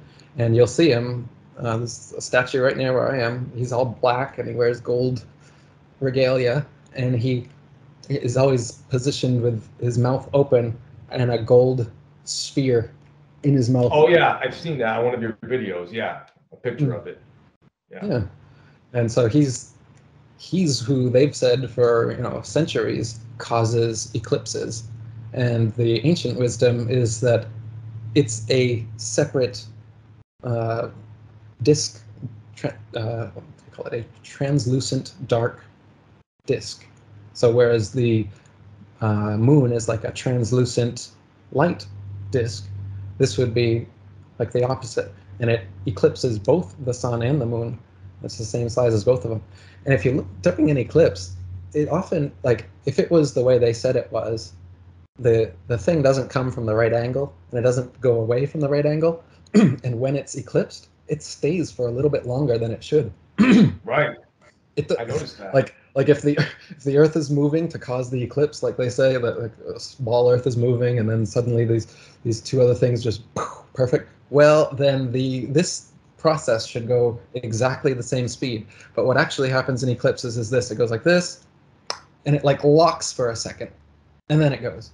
That is awesome. Yeah. That's awesome. That totally debunks what they're saying. Absolutely. Right. Why? And people can see that for themselves. Yeah. Stop a little bit. Okay, there it goes. Now back. Like, really? Oh, interesting. they always don't want us to stare at that too, right? Like the news people, like, oh, we don't want you to get blind. Don't look at the eclipse. I'm like, really? Maybe you'd I'm think gonna what look I at just that. said. If you looked at it long enough, you'd realize as the shadow moves, and then when it becomes fully eclipsed, it stays there way longer than it should, based on their model. The full eclipse shouldn't be any longer than every other moment of the eclipse, right? Based on their model, slowly moving. The full eclipse should be a second long, and then it should continue going right from Never there. stop. Why Never would it stop. stop? Why would it stop? It does Right. not stop on their model. No. I don't think I knew that. Before. I mean, I've seen it, the videos. I just never thought about it. Mm-hmm. But that's really cool, and I like that. Like, I think too, the creator almost did certain things on purpose, like Polaris. I think Polaris is for us. Mm-hmm. This designer made that one star. That's such the coolest star ever because it's unique. Doesn't move. So And it's directly over the center point of the Earth. another So one, it's and it's that's like what, our guiding light. If to get to the most significant point on the flat Earth is the North Pole, the middle point. That's the other thing the ball does. You turn it into a ball, suddenly the North Pole, which is directly under Polaris, the only non-moving star, which is the center of the flat Earth, suddenly that's just a random place on a ball. Suddenly that doesn't matter anymore. And back in the right. day, as you know, the North Pole used to have maps showing islands, lands there, and the map said that there were people living there, and all this, and there was a big magnetic mountain there, and there was a Not Peru. whirlpool. Yeah. So these things were hundreds of years ago. This was common knowledge, and now suddenly today, oh no, it's just there's like ice and water there, and there's nothing there. There's no reason for you to go to the North Pole, and the Earth is a ball, so the North Pole isn't significant in any way whatsoever. And Polaris moves. You know, it was Thuban 5,000 years ago, so that's not significant either. Nothing significant. Go back to sleep. I think if you look at the North Pole today, is it like absolutely nothing there? Not even ice? Is it they, just they water today?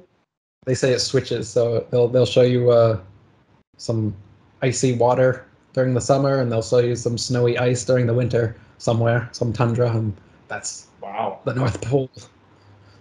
Wow. There's no proof. There's no Okay. proof that it's the North Pole, because if you were at the North Pole, what you could do is you could point a camera straight up and see Polaris never moving 90 degrees to your position, and all the other stars moving perfect circles around your position. It's the only place on Earth you'd be able to see that incredible vantage point, and you can't see Wow. a single video on YouTube that shows that. Wow. Why? Why? If we can supposedly take trips to the North Pole for little photo ops, and you know, rich people can have penguin tours to Antarctica and all this stuff, why don't we have legitimate photos of the star trails I just said, or legitimate videos of the 24-hour sun in Antarctica? Why do we just get these little skips and these little flip frames, and the clouds don't match up and all this crap? I would say because they aren't at those real places, and they can't get those videos, so this is the best we can get. Yeah. Antarctica is another huge one. How everybody's cool with like no independent exploration. That's cool. We don't need to go there. Like, yeah, we do. And why wouldn't we want to go there? Like, let's go see what's over at Antarctica. You're gonna, it's too cold. We're not gonna fly planes over it. We're gonna make it where 46 nations all agree that you're not allowed to step foot on here independently, but we're gonna fight over things like money and oil. That stuff we're gonna argue and fight and kill each other over. But Antarctica, no feats of yours here. Okay. But I mean, that's huge to me. Antarctica is very fascinating to me because obviously it's like we don't know. Like, I want to just go anywhere you go right now. If you walk in a straight line, you're going to hit Antarctica, correct? Mm-hmm. On a globe, it doesn't work like that. Because if you're at the equator, you can go straight and just go around like this and never touch Antarctica. That would be a cool experiment. Exactly. If we were able to do these types of things. Mm-hmm. I'm surprised. I think everybody who has the money to fund something like this is probably part of the elite anyway. Mm-hmm. Like people like me and you or whoever. I don't know any millionaire, billionaire friends. unfortunately. Hey, let's can we just like take a plane, go to Antarctica, we'll fly as far as we can, and when we run out of gas, we'll get on our snowmobiles or whatever, and just go that way, have a camp and shelter. And that's true exploration. That's hardcore risking your life for science, and we can't do that. Even if somebody had the balls and money to do that, we physically cannot do that. And that's the military will prevent us from doing that, because they have prevented people from doing that have tried. So there's a precedent, and no, they don't allow it. Exactly. That doesn't sound very free Right? to me. I mean, what kind of free world is that? Like, you can't step foot here ever. Like, And that's the other. Want to. Of course, that's the other significant portion on a flat Earth that the globe removes. So the Polaris and the North Pole being the center of the flat Earth, being the most significant point, that's removed once it's a globe. Antarctica is the other one. Like you said, Antarctica on the flat Earth is the perimeter. It surrounds everything, and it's south in every direction. If you go straight, you end up in Antarctica. Therefore, Antarctica is the second most significant location on a flat Earth that becomes insignificant on a globe. On a flat Earth, it's the perimeter. If you are in a cage, it's anything that has limits. It is the natural thing for inquisitive humans to check that out, to go there. Just like the center point that everything revolves around. Those two things are going to naturally bring human inquisitiveness to them, to the point that we would find out the truth. And there's a good answer for the why. Why does the Earth have to be a globe? Well, maybe there's something in Antarctica or beyond Antarctica, or there's something at the North Pole that the people who are making this deception are hiding from you. And the best way to hide Antarctica and the North Pole from public awareness is to change the shape of the thing we are actually on into a shape in which no place on that shape is significant anymore. They're all equal. Maybe that's why the Earth had to be a globe. But I don't know, because I'm not the one that did it, and I've never been to Antarctica or the North Pole. So don't ask me. Research it yourself, like all of us are, and you're going to come to these same conclusions. Yeah. No, that's a great answer for them. Like, oh, like they make these cringy comments. Oh, why don't you go fall off the edge, you're flat Earth? They're like, if I could, I would if there was one, but I can't. I physically they won't can't let me. They won't let me anywhere near it. Or anywhere near it. Yeah. So I mean, they have no idea what they're talking about. They're uneducated, because like I said, you don't have to be a flat earther, but you should study up on it, see what this big thing a lot of people are talking about. You might as well study up on it so you can debate somebody like me or you or anyone into this. But that won't happen. And Antarctica, in my opinion, if we were ever to independently explore that, like, that would be really crazy. Because all I could picture is just, once that sun is like left behind, as we're going away from the sun and the moon, if there is no other sun and moon there, it's going to be total darkness. It's going to be freezing cold. But you know what? There are people out there willing to risk their life, like Admiral Byrd or any other explorers that were allowed to do that. No longer. But if I was the government and I knew the Earth was a ball, and you wanted to go risk your life to Antarctica, be my guest. I might even fund you to go explore it for me. Mm-hmm. Like, but no, you can't go there. So, and nobody's allowed there. So exploration's off limits. That's it, just like that. So, but that's what I could picture Antarctica being like, just dark and cold, and hopefully there could be another sun and moon somewhere else, another Earth pod kind of thing. Who knows? That's up for debate. It's all speculation until we could physically do it. But the ideas are cool to think of. Yeah. People believe in domes, infinite planes, whatever, other pods, like other islands, other continents. Anything goes. Mm-hmm. And for us not to know that answer, everybody wants to know what happens when you die, Eric. Eric, where do I go when I die? Let's concentrate here where we are first. Let's go explore where we are. Right. Then maybe we can have a better answer of what we do when we die. But if we can't explore everything where we are, how are we going to have that answer? We don't even have the answer where we are living right now. It's crazy, and everybody's cool with it. Well, everybody's been given answers for everything. There's an atheistic answer for everything.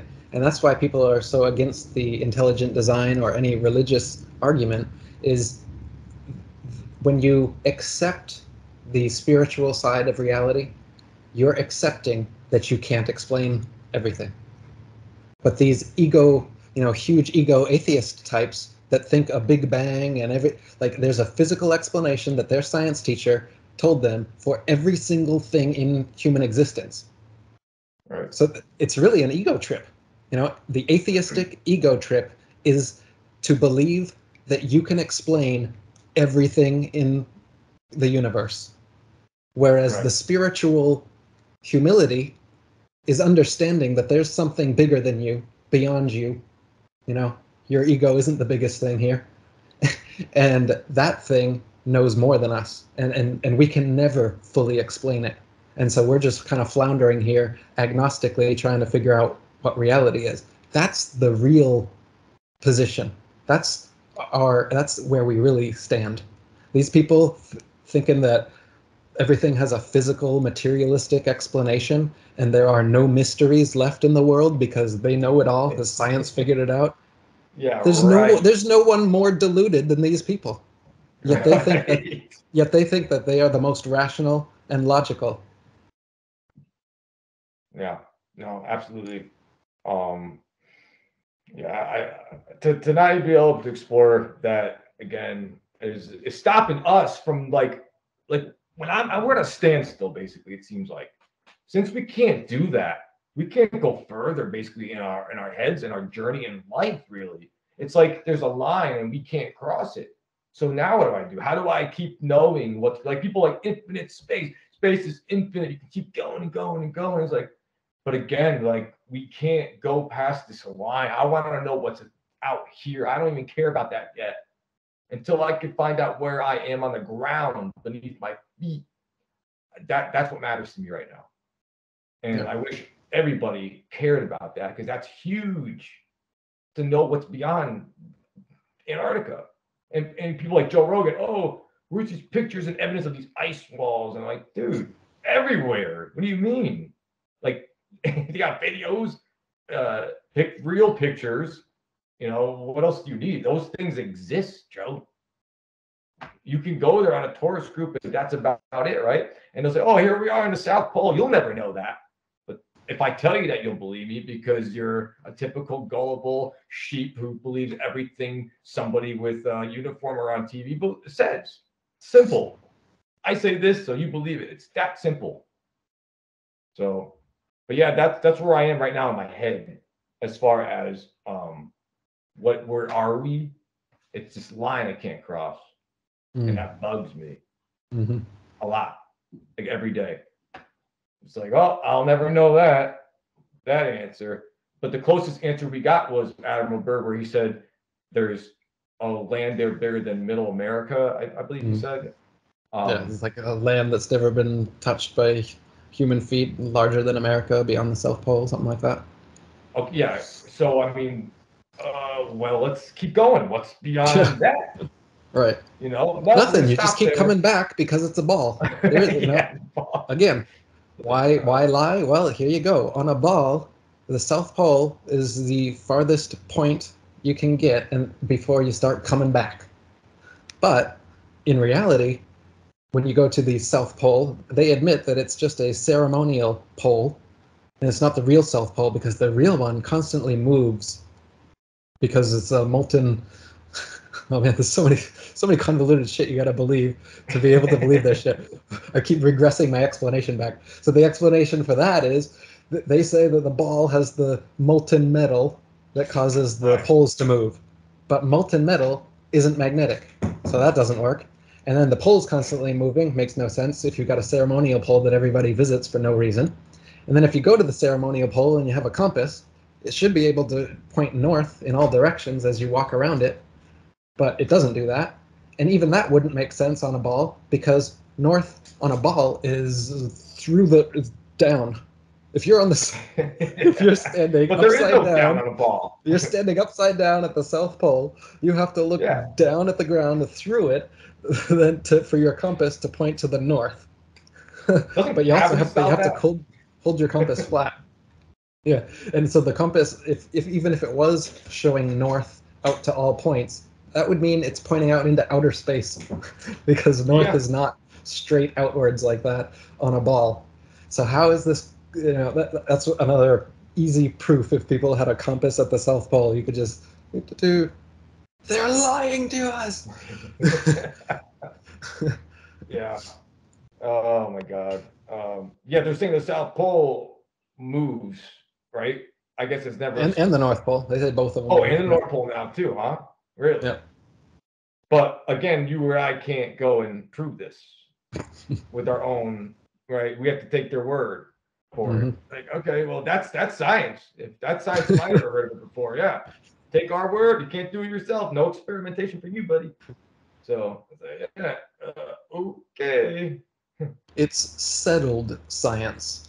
Yeah, settled science. Or as Like, someone said, no science is settled because that's how you do science. You know, the idea that this term that they use, it's like it's been settled. It's settled science. It's like you don't understand the word science, do you? That's not how science yeah, works. If you think you're done and there can never be any more experimentation or any other possible theories or hypotheses based on some phenomena, that's called dogma. That's not science. That is yeah. doctrine. That's not science anymore. That is Nope. religion. Okay, so to keep it in the realm of science, you need to stay open-minded. And that's where all of these atheistic materialists have lost the plot, where they think that they're still doing science, but they haven't been doing science for, a couple centuries now. They've just been believing experts.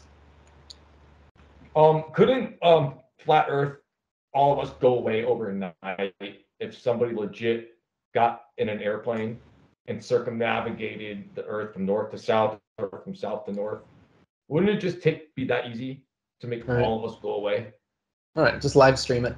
Show Yeah. us that you can go, or in a straight line. That's the other one they said. Well, this would be a straight line too. Either way, wouldn't even have to be the North Pole. Any way in a straight line until you come back to your starting point, which is what they say There you happens on a go. globe.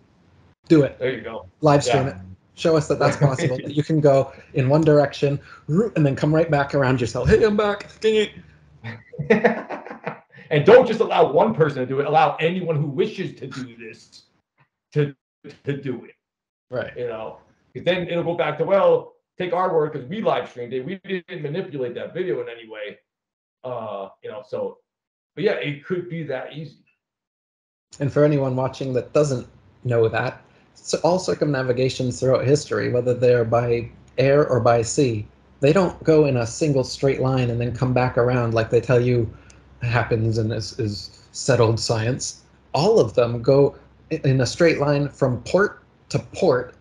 None of them have gone a single circumnavigation, and if they did, it would be a circle, because that's what they're all making. If you map any from Magellan onward, they're just making a circle, and go stopping along the way until they get back to their starting point. None of them are going in some kind of straight line that loops back around on itself like they claim the globe does. Nobody makes that. So do it. Those of you that think that this is reality, do it once, live stream it, and yeah, every flat earther will shut up. Yep. It's that easy, but they don't do it. They won't do it. They want to talk about, oh, but the eclipses and they look up there. It doesn't make sense. Yep. Yeah, it's sad. It really is. You know what would I saw a happen? video. You know what would once happen where, if they did do that? what's that? They'd Oh, go they go past to Antarctica. Yeah. They'd But answer they're not our allowed question for there. us. They'd find out whatever the answer we all want to know. So they definitely aren't going to do that for us. Hey, live stream you going straight in an airplane, any direction, just go straight and let us see. Yeah, exactly. That is their worst nightmare. They get like nail biting and shit like Shut him up. turn it around. Shut it off. Shut the live stream off. Like, we're not doing it. We ran out of gas, Eric. We didn't bring enough gas. I saw a really cool video where there was a magnet in the center of an azimuthal equidistant projection, and they had a compass. And they said, if I want to go east, this is what happens. And it slowly went around the plane because the compass, as we all know, points north. So that is how you circumnavigate around. So if I want to go west, it's not going to be a straight line. It's literally going to turn me. Is that basically how reality is too, right? With the compass and everything. I mean, that's like demonstrable, observable, repeatable, verifiable evidence right there. Right. So now get a ball and try to do that on a ball.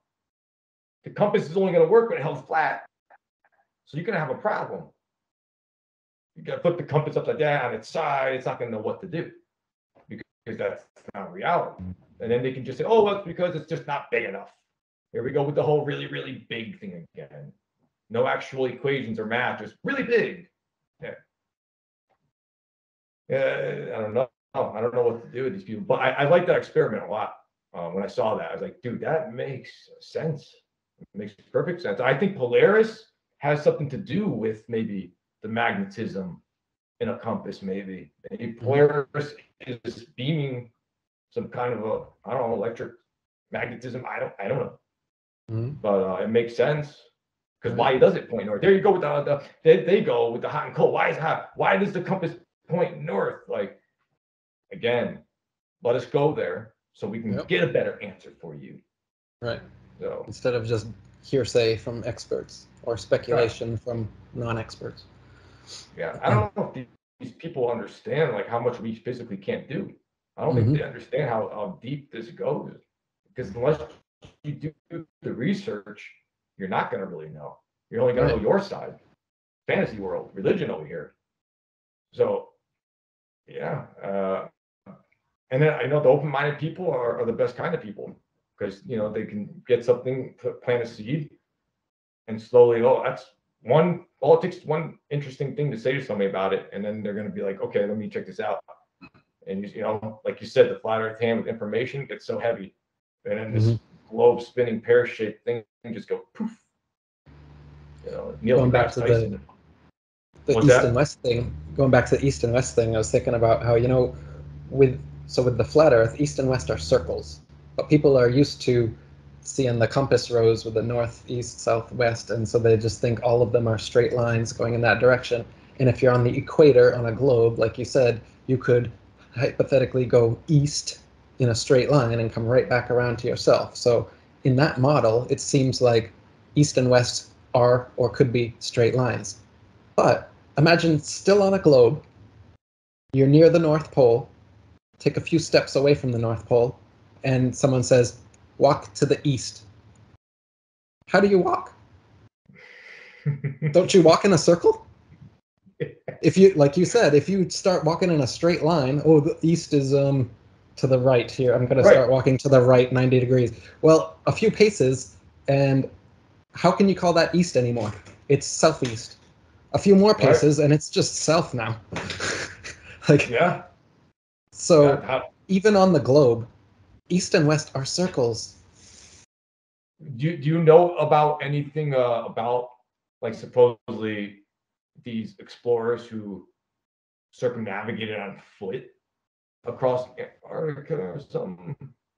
Most of them are they're going over this one ice shelf that on the globe model, you know, it's kind of like traversing Antarctica because you go over a little, you know, it's like a peninsula thing, and the way it's shaped or whatever, they kind of go cut across there.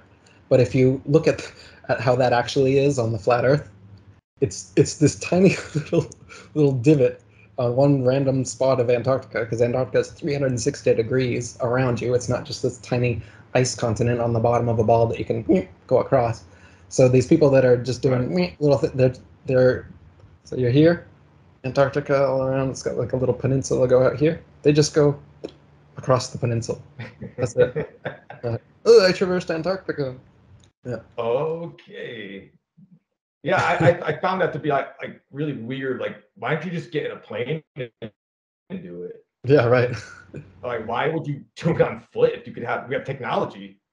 Get in it. I don't know. Like, that doesn't make much sense to me. Like, To make the fake uh, news. I mean, that's yeah, the real reason. The real reason is that they need the propaganda effect.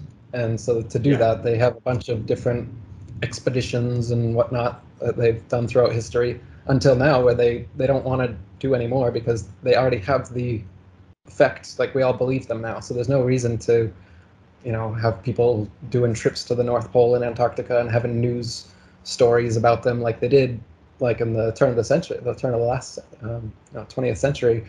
There was a rush to the pole and to Antarctica, and there was all these expeditions. And at that time, that was the other time when flat Earth was having its renaissance. And so this is wow, what shut them up. Before NASA came along and really shut everybody up, the first thing that shut people up were the expeditions to the poles. And wow. they're confirming, supposedly, the things in the globe model. And that's the same thing with NASA. That NASA was created to confirm in the public's view the globe model in any way possible. That's what they're really doing. But they'd have you believe they're exploring outer space and finding new frontiers. Yeah. Yeah, yeah. Oh my God, they're so ridiculous. Like, and then I see the ISS footage where, "Oh, welcome aboard the ISS," and they're editing it, and you could see how it's green screen. People are like disappearing into the hallway. Some guy's grabbing some guy's harness. He's not touching him, pulling him down. Like, we see all these things, and I guess the people who are into it, if they do see it, because I've shown people like, "Hey, what do you think of that?" And oh, it's nothing. I'm like, no, it's something. I want to know what your thoughts on it. Like, this is stupid. I don't have time for this. And then like, wow, I just showed you some green screening fakery shit going on over here. You don't care, but Mm-hmm. yet you'll ask me and call me stupid for seeing things and pointing it out. Like, hey, look at this, look at this. Like, Right. There's the they defense grab their mechanisms. friend and look at it, look at it. Right. It's like that scene in They Live.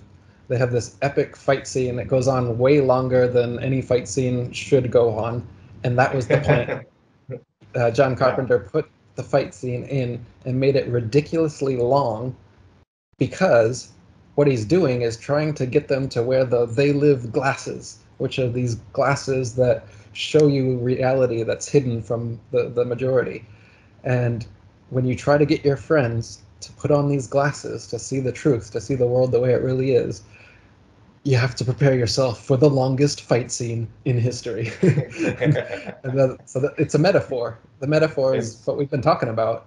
The That's metaphor is awesome. that when you're trying to put on these reality glasses for your friends and family, it's not like you would like it to be. It's not like you think it might be. It's not like, oh my gosh, thank you so much, Eric. I never knew that. I'm so much happier and grateful that you opened my eyes to the truth of the world. No, Right.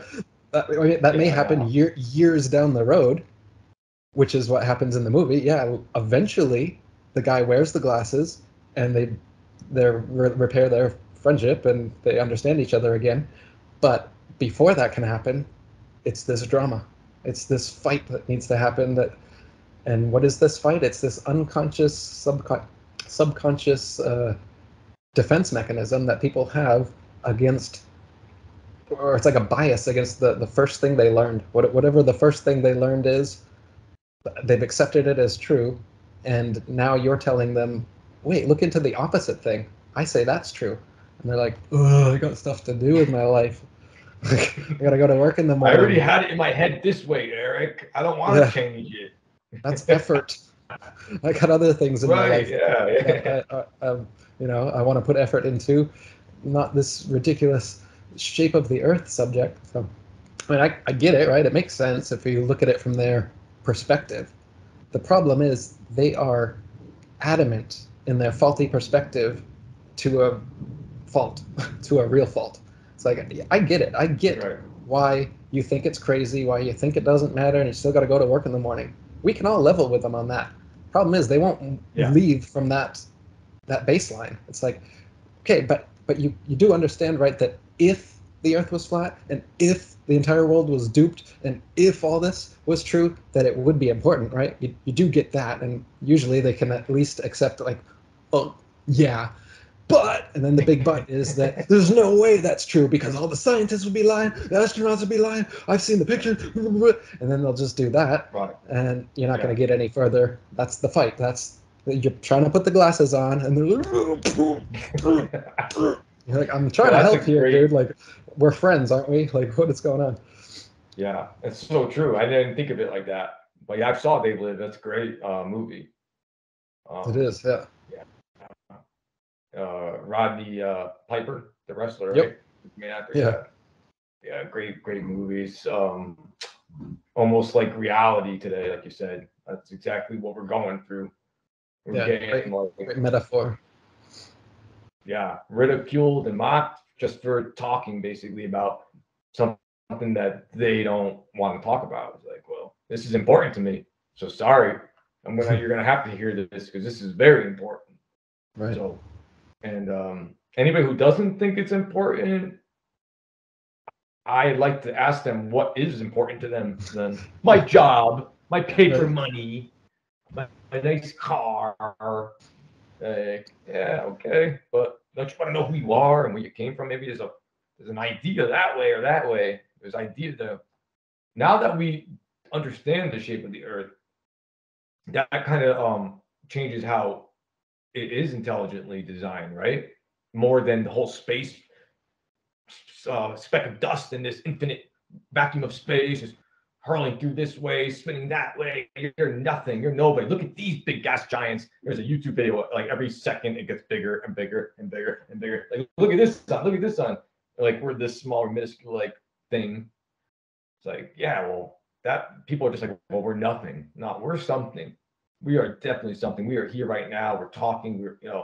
I could feel my, there's so much proof. This is not that. And knowing what I live on now, a stationary plane, that's important. I mean, something created this, man. This is no accident. This is no theory. This is intentional. So there's another potential why for you. When you turn the Earth into a globe, you are able to get rid of any spiritual dimension to reality. You can have an atheistic Big Bang evolution worldview where God or any kind of spiritual side of reality is completely removed and everything is explained by material, physical phenomena. So, and isn't that where materialist science and mainstream education system has gone in the past 150 years?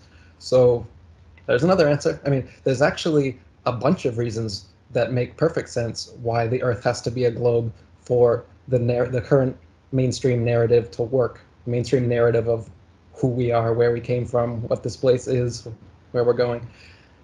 There's a lot of lies built into that people take at face value. And when you present flat Earth to them, all those lies that they take at face value, they're like, but those are truths to them.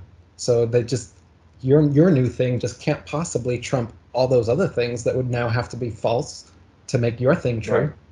So you're just, it's a losing battle until you realize the only real battle is planting the seed, because you can't put those glasses on anybody. It's physically impossible. If they don't want the glasses on their face, they will not be on their face. And it's the same with the information. You can't cram it into their head, even if you chain them into a room and play Alex Jones videos on repeat 24 hours. They're still not going to become a conspiracy theorist just because you've done that. There has to be that internal individuation I talked about earlier, where you make the conscious decision that you don't agree with this thing. You're rebelling against the consensus because it doesn't make sense to you personally. And I think that is a beautiful thing that Flat Earth can do for the entire world, is we can all step out of this stream of being NPC followers from these experts that have led us for these centuries. We all now have an opportunity to realize our own power and to stand in it and and never again fall for these kind of lies that only happen when you accept hearsay from experts, supposed authorities, rather than demanding demonstration, demanding empirical, objective facts before you settle your science